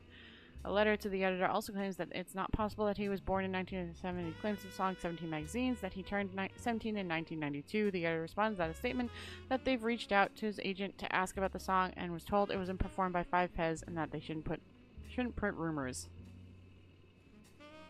Just continue getting all of the information. Song by Jerry David. There's mentions of his on his site, claiming it was a few released the first mixtape was being removed. No visual evidence of it existing, but there are independent accounts from people who have claimed to have heard it, and they do generally line up. According to their recollection, it was about many different loosely connecting occurrences on the number 17, mostly violence. The intro state it was written by David's on David's 17th birthday involved a fictional but glorified series of murders at a fashion show for a teenage magazine with a similar name to the song title. The person doing the violence was apparently trying to beat Damien's high score. Jeff Damien has pledged guilty to killing 16 people in 1992. Dahmer. Huh? It's Dahmer, Jeffrey Dahmer. Oh. Yeah. Due to major acts of gun violence in schools earlier this year and the subsequent backlash against violence music video games, it is generally considered in very poor taste to bring it up. Most of the people that enjoy mentioning it online are either trolls, trying to shock people, or come from the morbidly curious corner of the internet. Did I get all his information now? Will you let me? No, I'm missing. Are you just you just being a completionist about it? Is that what's No, happening? I'm trying Are to you get- trying to get the There you duck? go. Given your new subscription, you should look more closely into her and her company. Alright, so they're suggesting we look at... I was trying to circle through clues. Like, if you search what they tell you to search for the final clue, it gives you a new clue. So I was just Right. trying to quickly go through that all so we can... Alright, look in her thing. We had looked at her earlier, We had, yeah. and we had gone off track because, yeah, she is definitely up to something sus. Oh, wait. Wait. The most competent source of information you can find from before her time with the Rutries is from the website for a magazine owned by a major airline. She was the subject of one article from the recurring series about modern-day success stories. Ruby, oh, you probably read this one, but Ruby grew up in the foster care, but excelled at school and earned a scholarship to study in... Oh, Mid-Eastern! Oh, we have their PR article. Okay, sorry. There she. We do? Yeah, that's where Min is. The I don't Herald. think I have that one. Yeah, the Herald. Min Ling's school. Oh, the head herald. Yeah. Okay, yeah. There, she graduated at the top of her legal class and was quickly hired as a lawyer for a prominent firm. There are a few high-profile corporate involved cases she was a part of. One was as a legal consultant for a school action lawsuit against a manufacturer of steering wheel covers. Another was to help a local gas station chain in her hometown of Portland. Oh, we also have Portland, don't we? Or is Herald in Portland? We do have Portland Times. Yeah, so we're gonna have to look her up for both of those. Sorry. With the rollout of a promotion that allowed gas station customers the ability to bet on the price of gas, the blurb ended by calling her new firm a double threat. Her company services are a cross between a traditional lawyer and a PR manager. Okay, hold on. Let me look you up in those two other ones. Go. Graduated top of her class from the Mid-Eastern Legal College, her valedictorian speech was somewhat controversial at the time, as it was quite serious, with a heavy focus on wealth inequality. This didn't go over well with the predominantly middle to upper class audience in attendance. The editor Herald at the time said Ruby, unsatisfied by simply earning her place at Mid-Eastern with a full scholarship, went on to earn a captivated audience of her peers with a perfect GPA. It felt like the ideal occasion for a celebration on an undoubtedly incredible individual. However, by the end of her speech, there were many in the audience that wished that neither of those events had transpired. It was a passionate attempt to use her soapbox to her fellow students Proselytize. and their parents into the religion of poverty, but unfortunately, judging by the signs, they remained unconvinced. Where is Correct. was featured in the portion when she was in high school in an article called Local Teen Makes Changes for Foster Care System. According to the article, Ruby Spence grew up in the foster care system, was apparently the valedictorian of her school, and was the Girl Scout who, at the time of the article, was earning her Gold Award. Which is not easy. I did it, but it's not easy. This requires a project to help the community, and Ruby chose to raise money to build a fountain she called Foster Fountain. Foster. Why does that name sound important to me? The fountain has a small pedestal that sticks up high above the water. People are expected to toss coins in the fountain for good luck and will be encouraged to aim for the top of the pedestal. All the coins scraped from the bottom are slated to be donated to Portland's foster care system. A coalition of local businesses that sponsor the fountain have committed to matching any of the donations that successfully land on the target. Why is Foster something that's popping in my brain? The Fountain of Youth, also known as Fountain Foster, is a fountain found in a small park in Portland. All proceeds from change thrown into the fountain are donated to the foster care system. A website for Portland's Parks and Recs mentions under a trivia session that the Fountain of Youth was written by Lemma as scope even beyond Spat's original hopes. The Fountain is unique because it has a special target that visitors can aim their coins towards. If a coin lands on one of those targets, each of the sponsored business matches it. This isn't a huge amount of money from each business, but more than 100 businesses have agreed to participate, so each penny becomes $1. That's kind of cute. Why is Foster in my brain? No idea. It's not hidden for me. Also, I have to go. Okay. It's frustrating. I won't be offended. I know you're like close. If you want to finish it without me, that's totally I might fine. continue on. Yeah. Yeah, and then just don't tell me. Yeah. And we'll talk about it the next time we see each other or something. But which yeah, will if you be wanna, next Friday. Next Friday. What's next Friday? Oh, is it really next Friday? Damn, dude. Yeah. All right, cool. I'm remembering everything because I've got the shows this Saturday and show next Saturday, but your thing's also next Friday. So. Okay, done deal. Good games. Bye. Have fun at class. Bye. Oh, thanks. Alright, let me hang up on that first. Okay, well, I guess we're continuing with this. Yeah, okay. Okay, which means I can't let her talk to him, but it's fine. It's fine. I still gotta figure out these two, but I kind of want to finish up Ron's first. I don't know what Jane Foster is. Oh, hold on, let me just look up Jane Foster. Because I don't think that's anything, and I just think I'm, like, remembering something else. Yeah, okay. Okay. We'll check up what the Ducky says. Let me just check to see if we've got any more things for them. We still got 3 more. Okay, Ducky, what else do you gotta say? Oh, yeah, the Fountain of the kids. The Fountain of Youths. Wait, that's... Oh, hold on, Ducky. What are you trying to tell me? Oh, in the Portland. That makes sense. Alright. You find an article about the dedication ceremony of the local Portland landmark called the Fountain of Youth. Apparently, at the unveiling of the fountain, the mayor of Portland made a speech, and there were performances by multiple local entertainers, as well as a ribbon cutting from the people most instrumental in bringing the fountain into fruition. The article calls out that all of the performers and speakers, with the exception of the mayor, were foster care alumni, and most of them grew up together as close friends. This includes poets, musicians, and dancers. Oh! Interesting. So, I thought we found all his stuff. Oh no. Oh no! No, wait, that...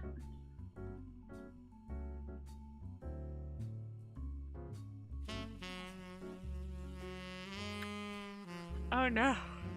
He should have lasted a little bit longer.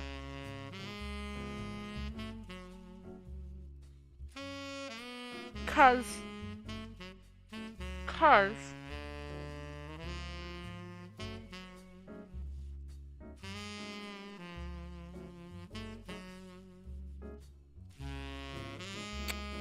No. No.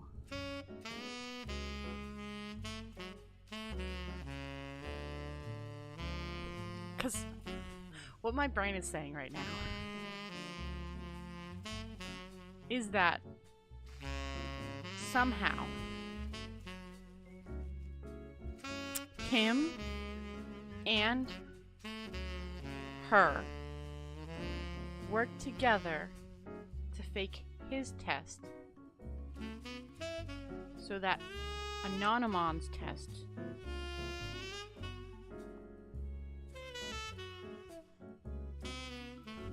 that he's with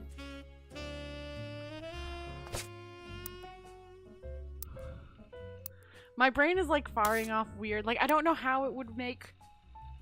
So he is part of, he knows her from, they're friends, they're close friends. So she somehow faked the test to make it accurate. So I guess if they had his mom's hair, she could have flipped. No, because it'd be more than 99.9. Ducky, what are you trying to tell me?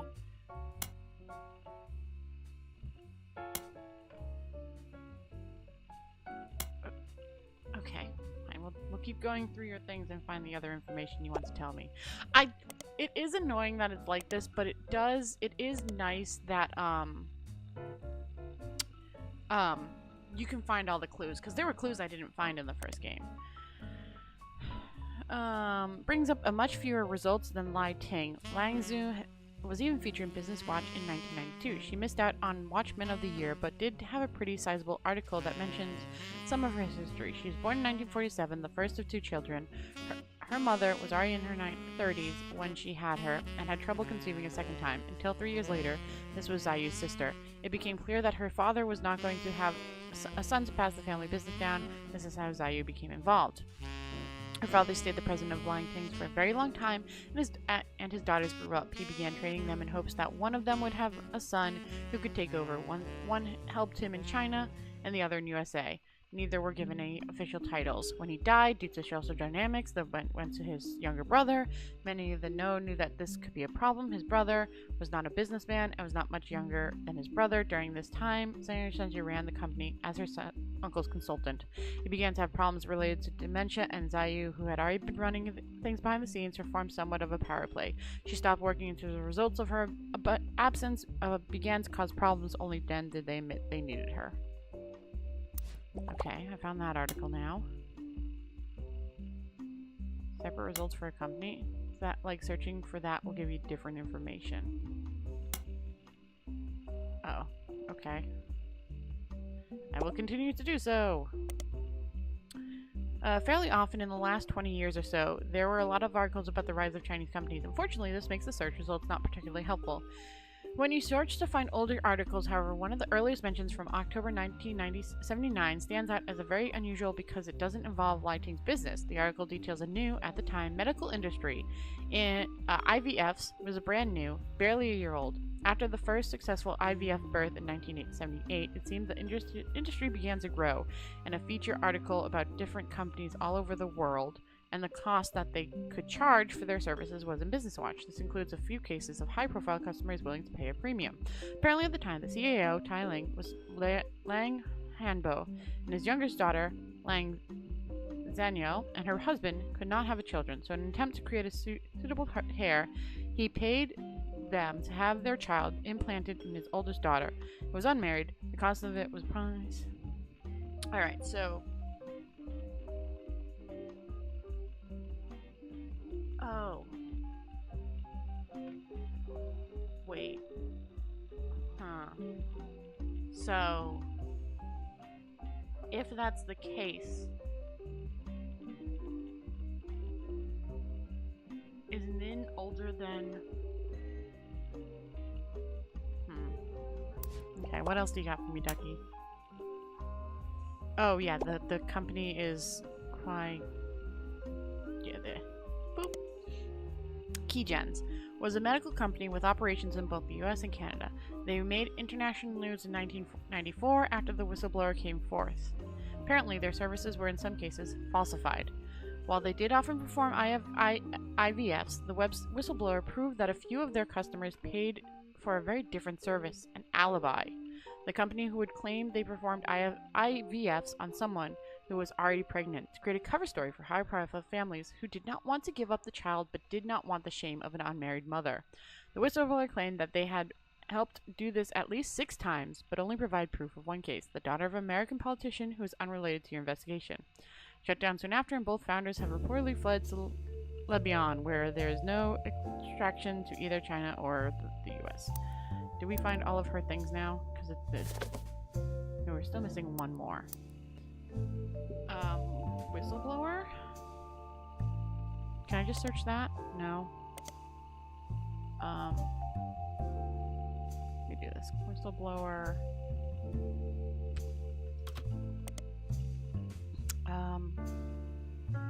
Maybe put that in Business Watch? Once in an article you already read about the head of Lang, but then again later in 1994, there's a long article that spells out a huge controversy. It seems that a whistleblower came forward to the US government about them, which was said to have been founded in China by a partnership involving American and Chinese medical specialists, who then built their medical facilities in the United States. The article mentions the whistleblower's claim Keygens will sometimes claim that they performed IVFs when they did not. This would often be used as an excuse for an otherwise unexplainable pregnancy. They'd fly their client to America, where they would stay for an extended period of time, then return to China with news of successful IVF pregnancy. The whistleblower apparently presented the Department of Health and Human Services with credible evidence. At the time of the article, it was still an ongoing investigation, but Business Watch speculated after copies of proof were leaked to various media sources that they couldn't imagine a world in which the company would be allowed to continue operating without facing serious or legal financial consequences. No, okay. What next, Ducky?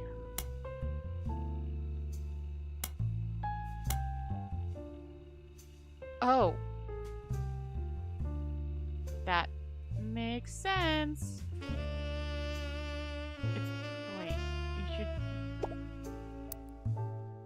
you should search up her. Hold on, did I get all the ones for her? Yes, I did. Okay. She's a possible one still.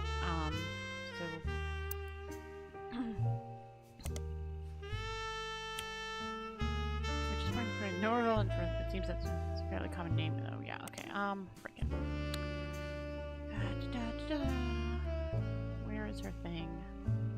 Oh my gosh, I gotta go all the way back down here. Nope, past that.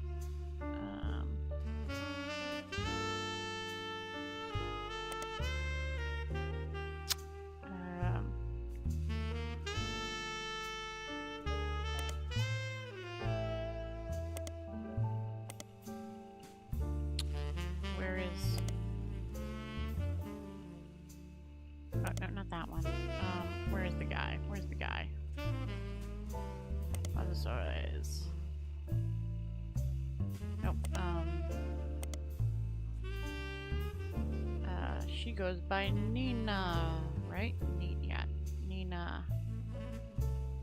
That is. No, that's just gonna. Wait, what? What do you mean? Oh, do you?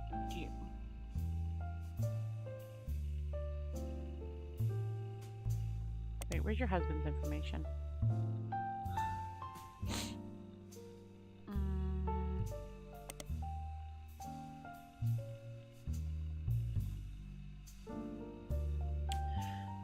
Hold on.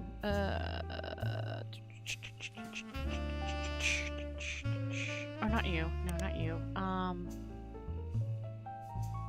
Edison?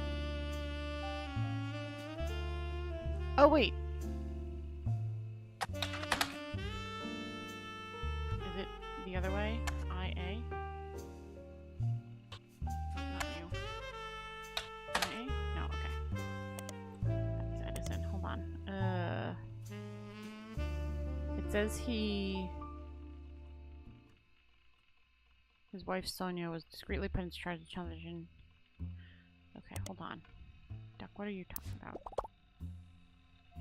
Her name to stand out in the public eye. You should try searching her nickname. I did. It was Nina. Oh, there's 4. Yeah, thank you. Oh, in Business Watch. Okay.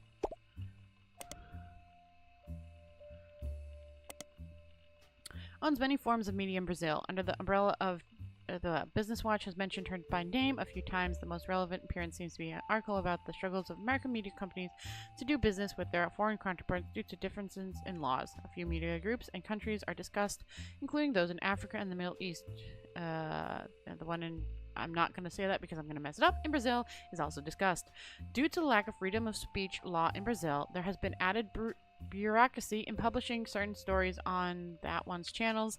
Nina is extremely private about her identity and supposedly once used her connections to have a reporter fired for a rival network and blacklisted.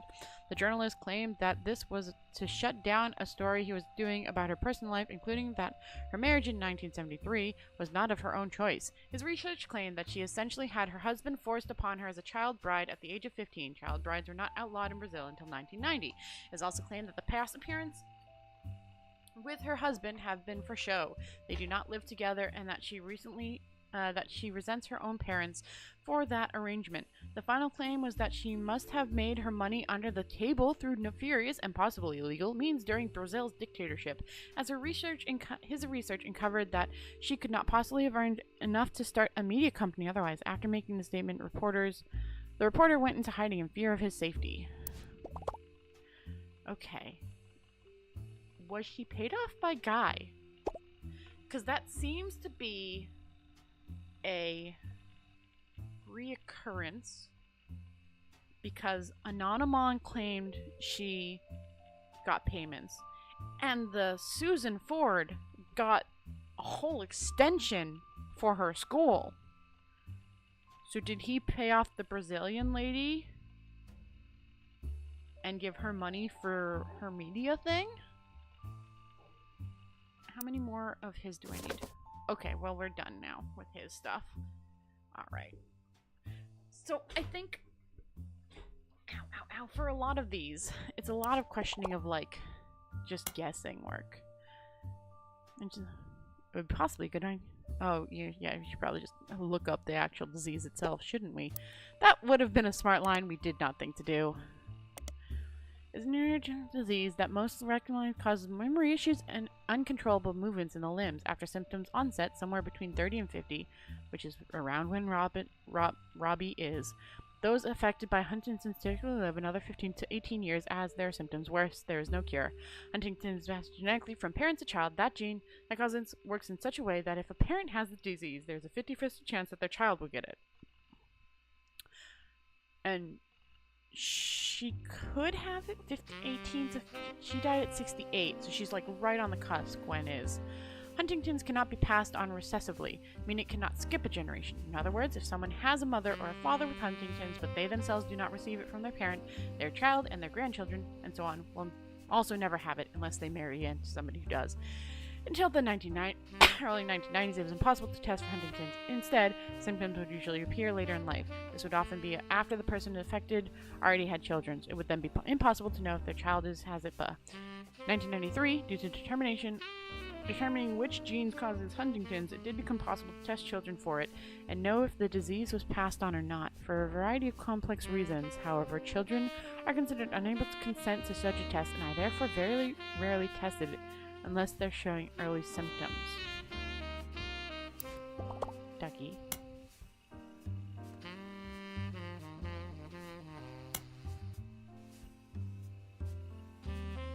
Okay, yeah. Okay, yeah, we'll go look at them again. But I got all their updates, didn't I? Hold on. Let me go over to them. Where are they? There they are. I'm missing 2. Alright, well, we'll grab Gwen Rutry and go look at her over in the periodic.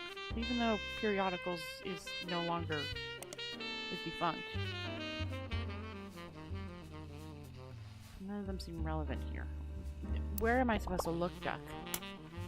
Starlet. Okay. Starlet is defunct, though. We're around the time of her divorce in 1958 from Bella. The speculated full of tabloid stereotypes, some of it is focusing on the fact that when she announced her divorce, she was also announced she was pregnant again. Others mention that the rumor is Wild Bill had multiple affairs, which led her heartbroken. Oh, had multiple affairs, which left him heartbroken. Yeah, so I think he did. In mid-90s, so a year before, where she was talking about her last name. Apparent name is unknown. Grandpa has her reached. There's nothing wrong with Cornwell, but Rutry has power. My husband simply goes by Wild Bill. It's an infamous name. He repurposed for himself. Although I know for you readers love to keep up with my husband's concerns about both of us. I have a child on the way, and we're sticking with Rutry for the last name, not Williams. But we also plan to leave some alliteration. That's how we'll honor both our families' names for the next generation. And then, oh, maybe look up Wild Bill Williams?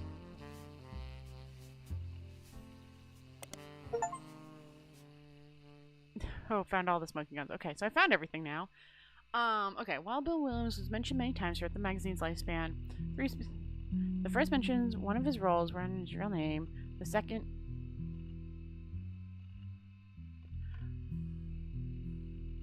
Wait. No, I knew that. Sorry. I remembered seeing his name there, and I was like, wait. But yeah, the only ones that have the really weird name is Cricket stuff. So okay, no. I mean really weird name as in like a long one. The second, although he didn't mention her by name, I'm just talking about Gwen. Telling all the ladies I'm actually taken. Earlier this year, I did a friend a favor. He's directing a war movie, and I met Gwen. Blah blah blah. Ironically, the third is a rumor that his divorce from Gwen was due to multiple affairs, including one with another actress. An American reader on vacation in Paris claims that to have overheard Bill and Gwen arguing in public while she was holding a baby and visibly pregnant. Not long after, Gwen announced she was divorcing, giving this rumor more credibility. Okay, so I found all. Well, the ducky has informed me of all the. Yeah, he's all done. She's all done. So we kind of just got to get guesses.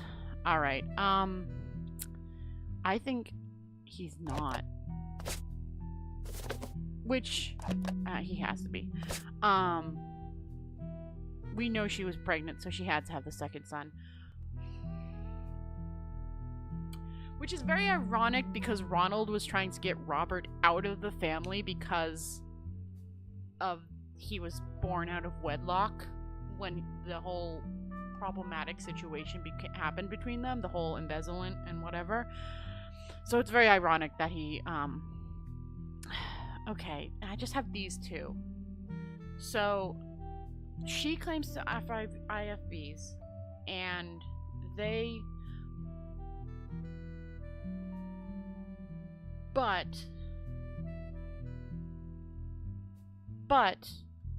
the IFV was for her younger sister. And they said surrogate mothers would have the child directed at them. But Mia is her daughter.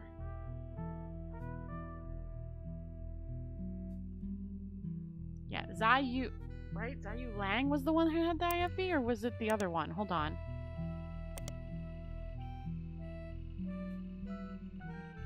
Currently running the like she was recently in an article.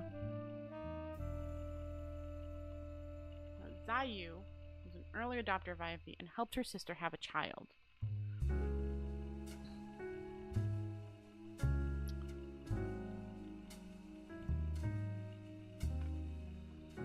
Mark is older, so the IFV has to be Mark, not Min. Min is her current child. It's her child, not the one with her sister, or her sister.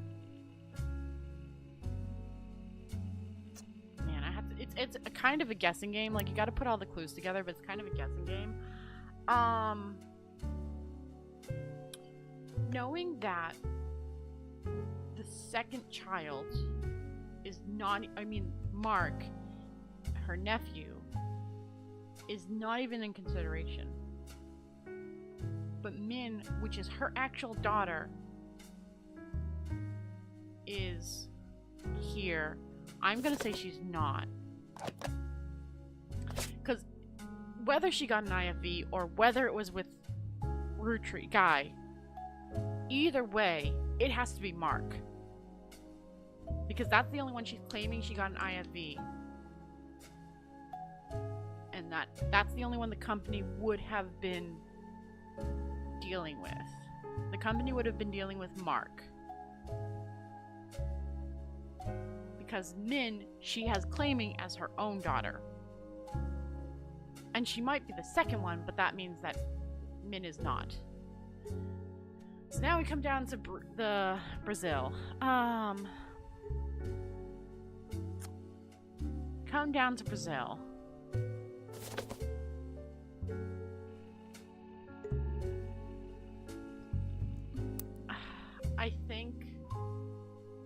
I think he is. If we follow a pattern, and there is a possible pattern,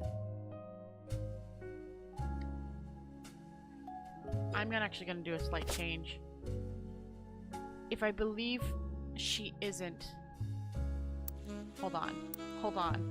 Oh my gosh. Oh my gosh! Okay. Their clue hinting was not great, or like connecting lines to get clues was kind of weak. But the story they came up with, oh my gosh. I know he's gonna come back and watch this later. But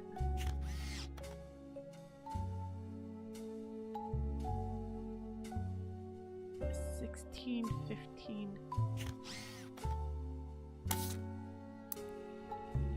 What is Ruby's name? Where even is it? Hold on. It's probably up here somewhere. Hold on. Silver Screen, Business Watch, Portland Herald. Ruby Sprats. Okay, no, she doesn't have... I don't know why the ducky told me to look up the frickin' Lawrence lady. Yeah, I don't know why she... Lucinda Jacobs. I don't know why she told me to look up that. Because Jacobs doesn't have any connections to anyone here. So I don't know. Like, they have connection here. Oh, wait. Oh. No, wait, that's not close enough. Yeah, no. Never mind. Yeah, I don't know how Lucinda has any connection to anything here. I don't know why it told me to look up those clues. I mean, it's a backstory thing. And that they were useful to her. They'll maybe explain it to me. I don't know why the duck told me to look for that. You did it. No more hints. We deserve a bubble bath after all that hard work. Alright. So. I don't know how they did it. But. Knowing that. Bonnie's was wrong. Connected to Ruby. And Jane Doe has to be right. And was first. Wait. Wait. Hold on. Timeline of events. Ruby comes... I mean, not Ruby. Yeah. The lawyer, comes forward to work with them about about the 6-piece book. Drafts the letter. And then Anonymon comes forward and was like, this is the information. And Rutree's hears this and is like, no. But then the lawyer hears about it and is like, we can use this with 5-piece. And then she and 5-piece come forward, work them up into a DNA test,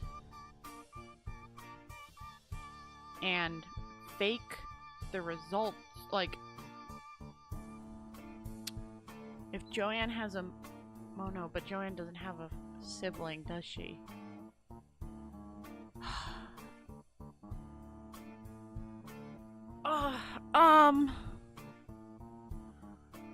Man. Oh, I can say I'm ready at any time.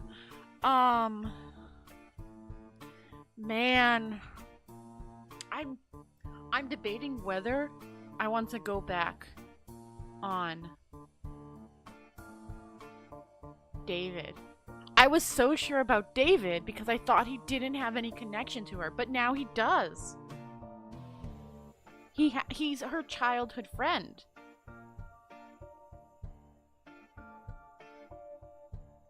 I'm gonna say he is. I'm gonna say he's not.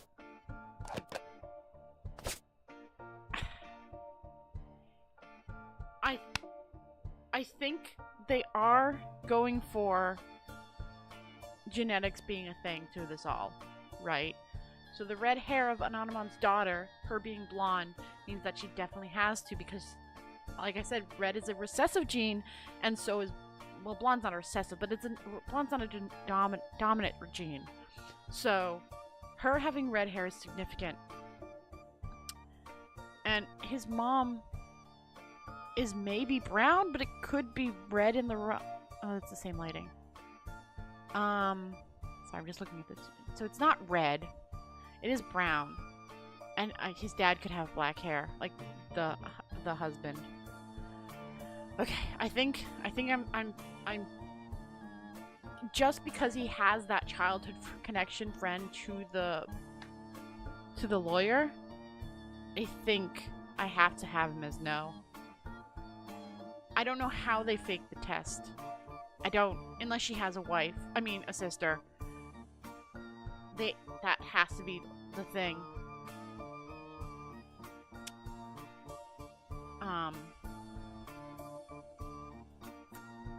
That's the only way I can think of. Like, she has a sister that contacted them.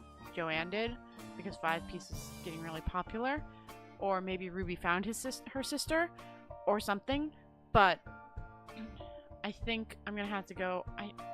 It doesn't make sense in the grand scheme of things, because how else are they gonna get Bonnie's somebody to identify the DNA as Bonnie? But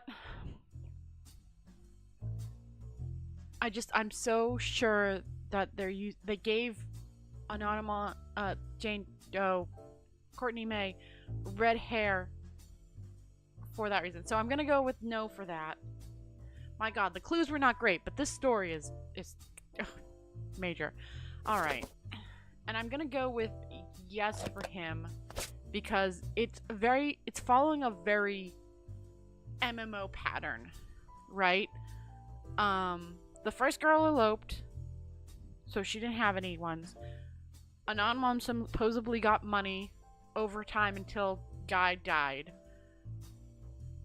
I don't think the second one is. She supposedly got money for her kid, or to start her media business, and the last lady got money for her section of the school. So I think MMO-wise, that's all. So I'm just gonna... Oh, nope, I gotta confirm it. Hold on, let me just make sure I've got everyone filled out. Picture there. Picture there. I got all their pictures. I got my guesses on them. And they're the only ones I need to do that for. No other pictures. Okay. Yes. Alright, let's see. Correct. Correct. Yeah. Those make sense. Alright. Let's see how it went. Booyah. Hi, guys. Beatrice and Courtney May. Clark, can you swing another test against Bonnie's DNA? This time I'll be sure to have them verify both samples in person. Okay. 1 week later. Hi again. Oh, hi, just you. Using the family tree you filled out, as well as DNA tests, we were able to uncover the truth behind all the inconsistencies. So, final guess. Ruby heard about Anonymon's story, faked David's test to be right when it wasn't, faked Anonymon's to be wrong when it wasn't, and then, everything else kind of wasn't tested. Alright, let's see. Clark's handling the business, but I've come to thank you and fill you in on everything we've learned. Buckle up, because it's been one heck of a week. Also, Robert suddenly not being Gwen's child, but taken in because... Oh my gosh, the affairs. Oh my gosh, that's... Okay. Sorry. Alright, let's see if I got that right. Actually, that's an understatement. It's not every week you discover your family company is being sabotaged by someone they trusted. Okay, so I think I was But right. that's the kind of time we've been having. Like I Okay. said, buckle up. Maybe grab some popcorn. We'll start with Guy Hudson. Okay, let's start with Guy. Guy had a frankly ridiculous number of potential children. What shocked me is how many graduated from potential to confirmed. Okay, I only have 4 confirmed, like half of them. I have a bunch that were not. We can even prove he was aware of them. The smoking gun was how he used company money to pay off a lot of women. So the 4 that I thought the twins because of genetics, the red hair because of genetics, and then payment. He hid it with a method inspired by his idol, Elias. 5-piece flavors. The flavors he was paying to research were a ruse. First he wants to be seen as the second coming of Christ. Okay. He developed flavors based on the initials of the women he was paying, Oh! which was really stupid, considering one of their names started with X. No! I was wrong about Christine! I got all the Beatrice Watts. Yeah, okay. I only missed out on I got wrong on Barrow. So the older child was, despite the brown hair. That's actually kind of smart. And I did not I just thought Zygu, I should have realized because I don't think strawberries are from Brazil. Persona. I thought Zygu like was something that's like a Chinese ingredient. Hold on.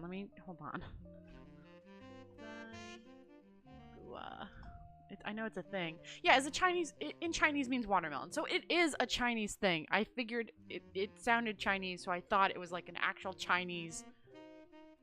Like I thought it was an actual Chinese thing, so I didn't even think about it. Strawberries don't probably come from. Do strawberries come? Strawberries come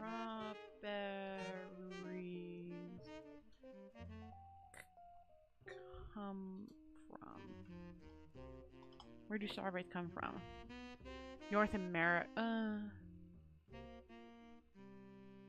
Northern Europe, so not really Russia, Chile, and the United States. Okay, so not really Brazil connected at all. But I thought at least Zygu was like just a flavor. Let's start with Christine. Guy was paying her under the name Caviar, but there were some other clues. James was born 9 months after Zach's The party. older one. His daughter at one of Guy's parties. Her daughter showed up with Guy and didn't seem comfortable switching partners. In 1977, they had a retirement party in November. Oh. For the last month, so that he had kept an eye on his son. Oh. Okay. So I was wrong about Christine him. was there with Guy, and when she got pregnant, she panicked. Steve stepped up. He even turned it into one of his recipe stories. For years, two bakers flirted, but he was whisked away upon seeing Yeats. Flora was delighted, distraught. She had already prepared buns for the palace ovens. Yeats insisted she had no obligation to prepare, but he shared her fear. They missed their final chance to bake together. In the end, bankrolled by the king, Florence and Yeats spent their days baking together. Oh man, I should have realized with that. I didn't. She's the only one I missed out the money connection. I got all the others.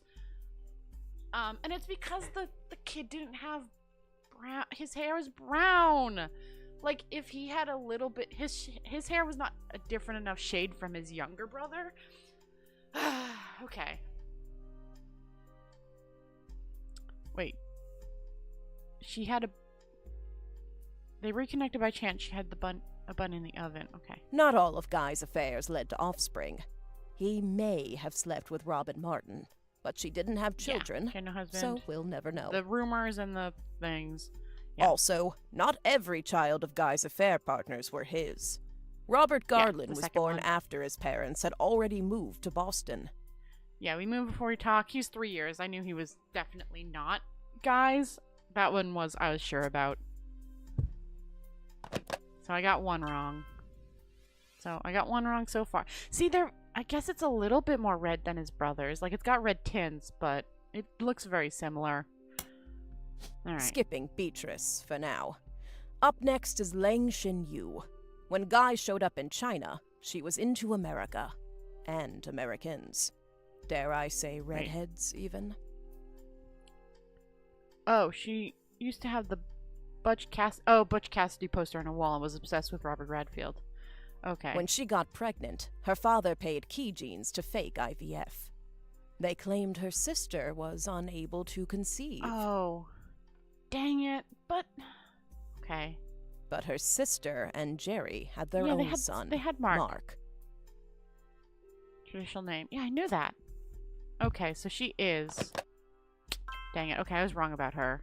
I thought, because I thought Mark would have been the kid for the IFV, not Min. Okay. I was wrong about her. Sonia Alves was soon after. Nia was married at a very young age to a much older husband. Yeah. She resented him. I don't blame her. They allegedly spent no time together in private. Oh, I didn't realize it told us she was unmarried in the thing. Guy was in Brazil during Christmas 1979. It's the only Christmas not in the records. Yep. Flavio was born 9 months later, and like the others, Guy started paying Sonia. And she made her medical media business. Yeah, that one I figured out on my own. Last was Susan Ford, hired to translate for Guy's overseas trips. It's easy to read into Guy's donation to her school, but there's no definitive proof there. She and Guy were witnessed together near the end of his life. Susan's husband was convinced he couldn't be the father of her daughters. Guy, though, paid double.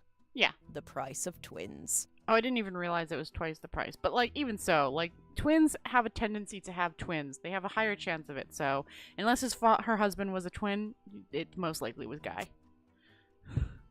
That one I did not discover that way. I used actual world logic, but, you know, got those right. So, what about 5 Ps? Felix Fellow's mother, Joanna, doesn't have a 5 pieces flavor. On top of that, his story doesn't really add up.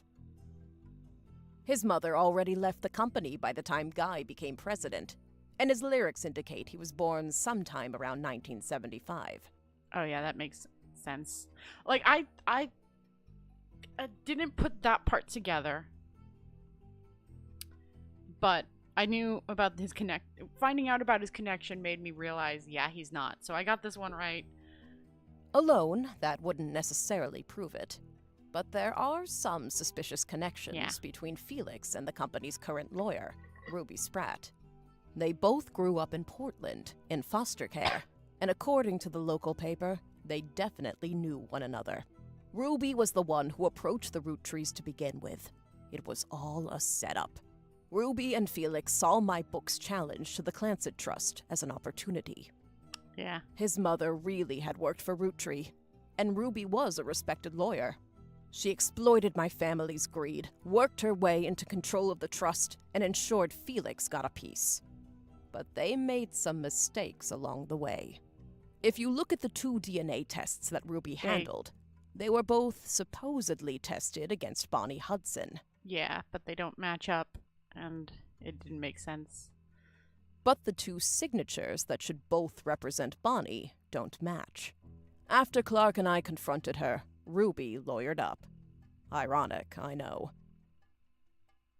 Oh, these 2 signatures, the 1301 is supposed to match? I mean, I just knew they didn't match because the numbers weren't the same. We suspect Ruby had Donatico test Felix against his own mother's DNA. Oh, he had right. a hairbrush of hers. They sent the female sample in remotely. But then it should have been, I guess, it shouldn't have been 9. Okay. On the second test, Bonnie's sample was tested locally, but Courtney Mays was not. Oh.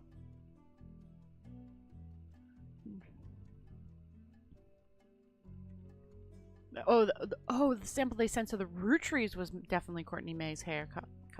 Yeah, okay. Ruby's been throwing away samples. We think she sent her own hair instead of Courtney May's, but it could have been anyone's. Ruby and Felix were in cahoots. As for why, they were both advocates of wealth redistribution. So Miracle was right, but Miracle's also a jerk. A noble effort. But once they controlled the family fortune, they became just as greedy as the worst members of my family. Yeah. The money corrupted them.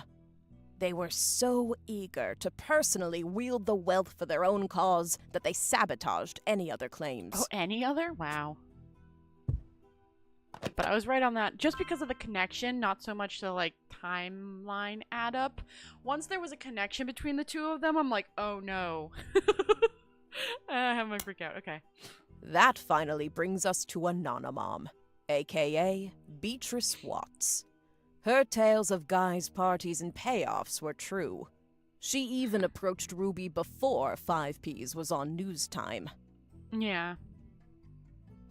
Ruby used Beatrice's truths to make Felix's lies feel real, then ruined the DNA test so that Beatrice looked phony in the public court of opinion.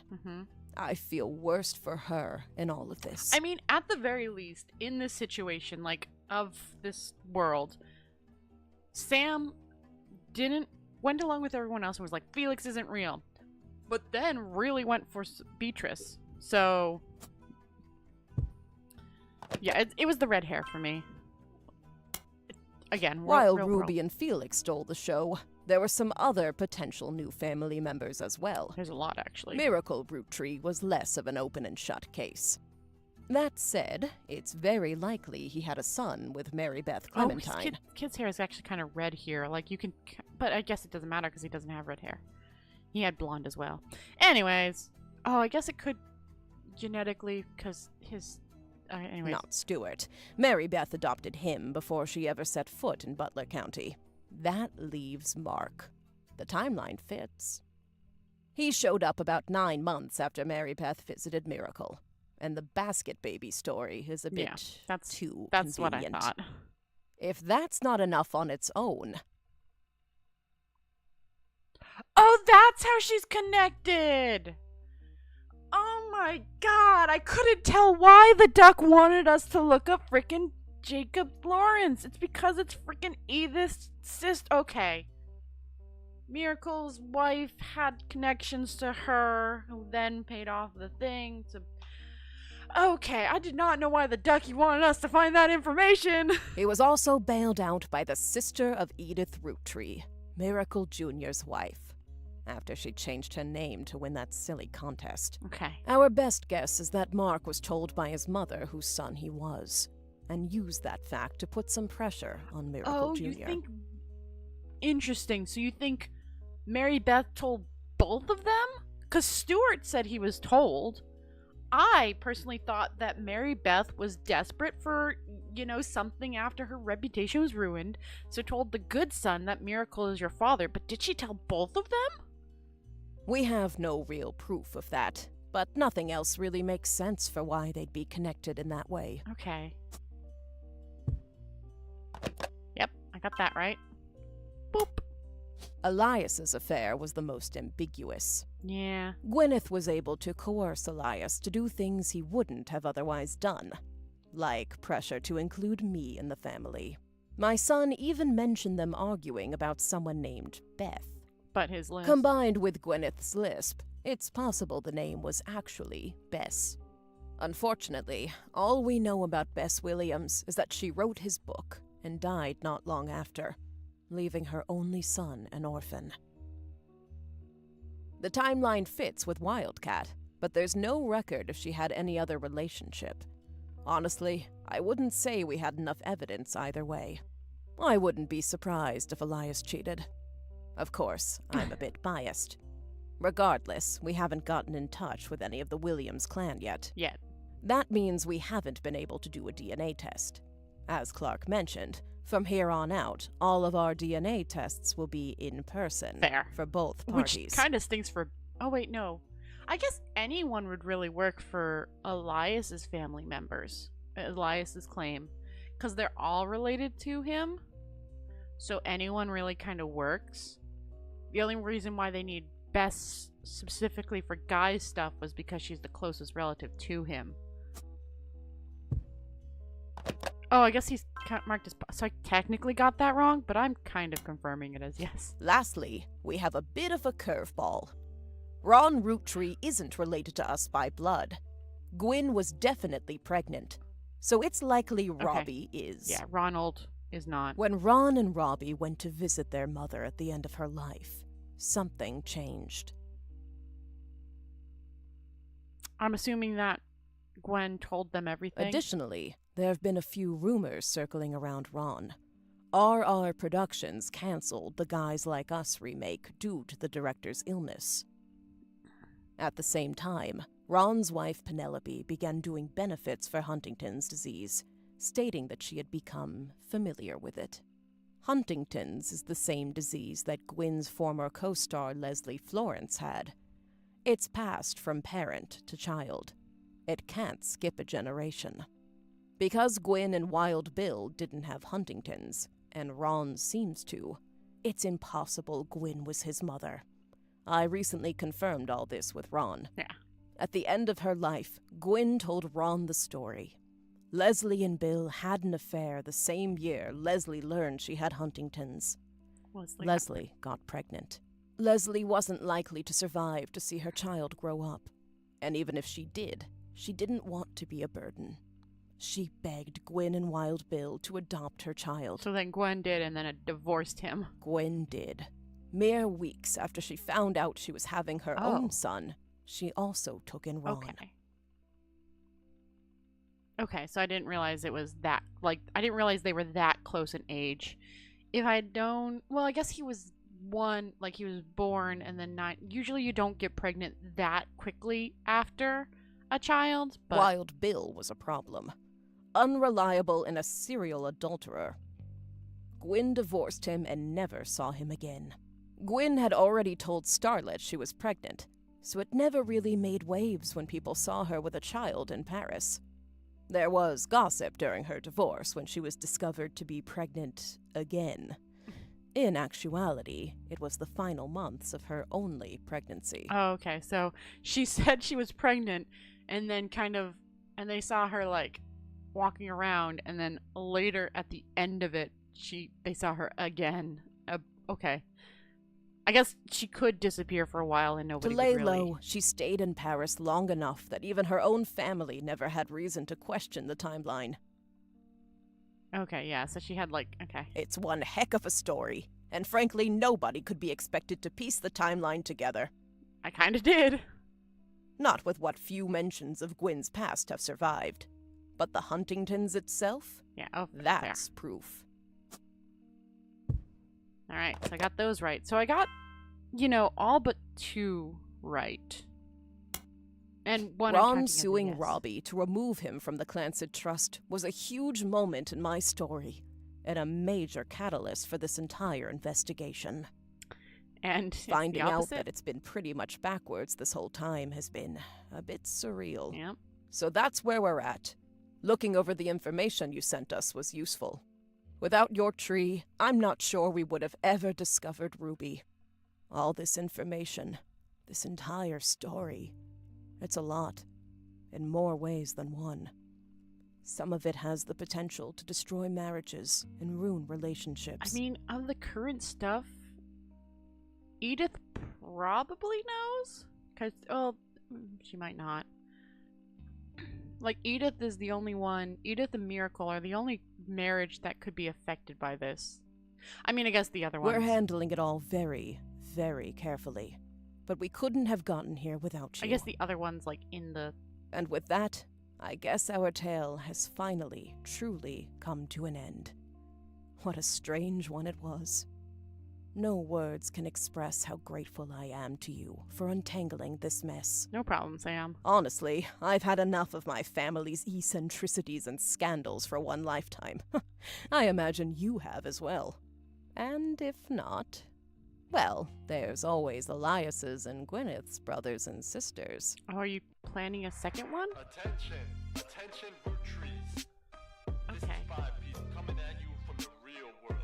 Oh, we're listening to the The place you ain't 5-piece song for the credits. Okay. Oh, Jeremy Johnson was the okay original. Okay. Yeah. So this is good. This is it was good. All right. So Miracle section was good. It flowed well, easy to figure out. Guys was a little convoluted because some of the clues were not great. The ducky was definitely helpful.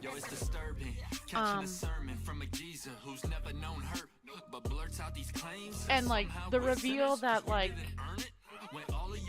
those two were like working together and stuff, like the story that they built of like that hidden thing and then Robbie's thing popping up was very good. I enjoyed that, but some of the clues were not strong enough to lead to where they wanted to go, you know? Like I said when we were playing, Robin's thing with the rumor and the judgy article, it wasn't strong enough of a thing for me to lead off of her. Like I wish there was something stronger for her. I didn't connect the money thing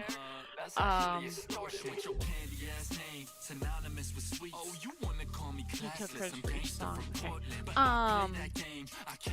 I didn't connect the money thing, like using that to pay off his people. But I did eventually connect the money things to most of them. I didn't like they didn't really indicate any money thing for Zayu, so I was surprised by that. But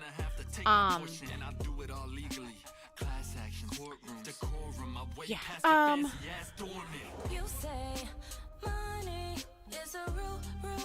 Yeah. But it was, the story, like I said, the story was good. I really liked the stories that they came up with for this. And the music that they added was really good too. Like, I do find the song that's playing kind of interesting. But yeah, some of the clues could have used a little bit more work.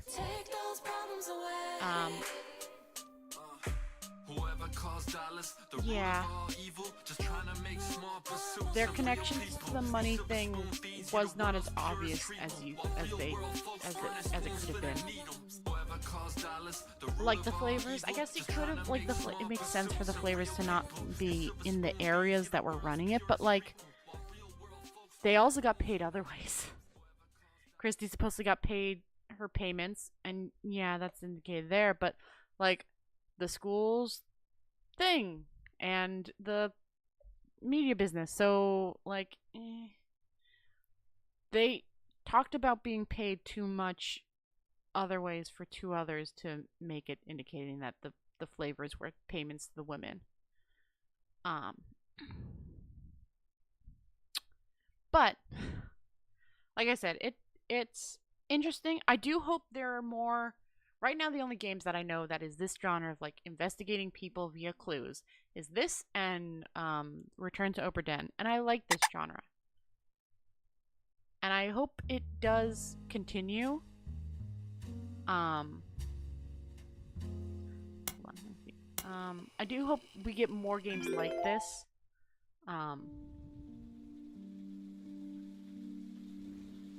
Yeah, so I got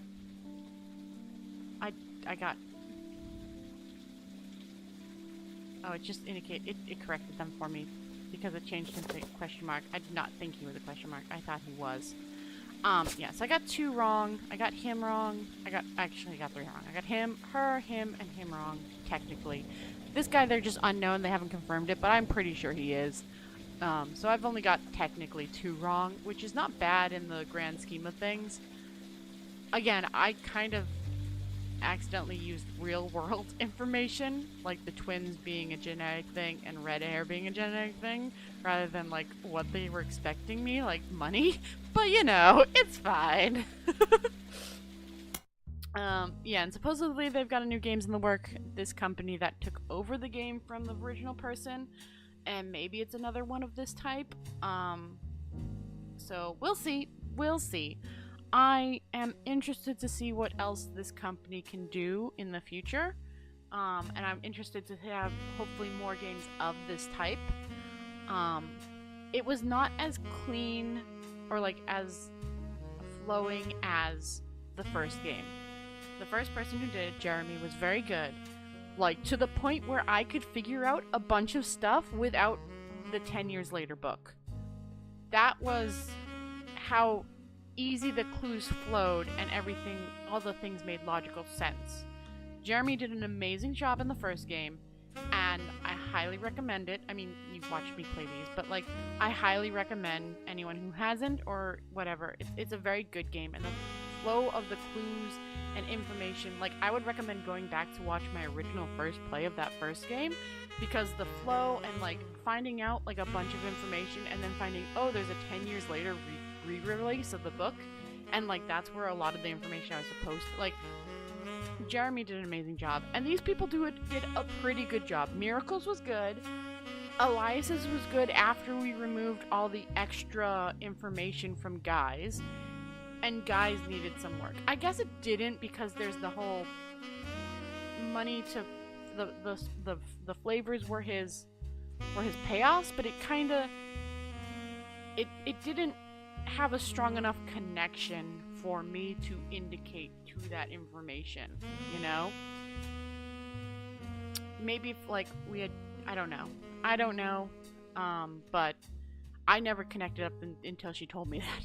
But yeah, it's good. I'm interested to see what else this company that took over will run. Hopefully it'll be another game like this. Maybe they'll improve their ability. Like this one, they were already taking over a story that had been finished, and they were adding on to it, but they were building from something that was finished. So I hope if their next one is of this genre, there's improvement and better clue dedication. I also didn't like that you couldn't just eliminate names by, like, guessing. But I mean, that's fine. That's just me personally. I didn't like that you could have a different name than a front and first and last name. But that's just me personally. Yeah,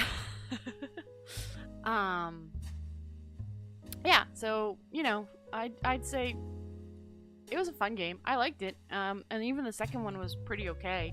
Like, it got frustrating at parts, but I think once I figured out that the ducky would change when I started to search up things, it made it a lot easier. I don't think his was actually wrong. I just think his was pointing to a different clue that we didn't get yet. Because we didn't get the connection between him and her. So I think the duck was this whole time pointing at that, and we just didn't realize. Because, you know, we didn't know how the duck worked. It wasn't explained enough. But, you know, good all around.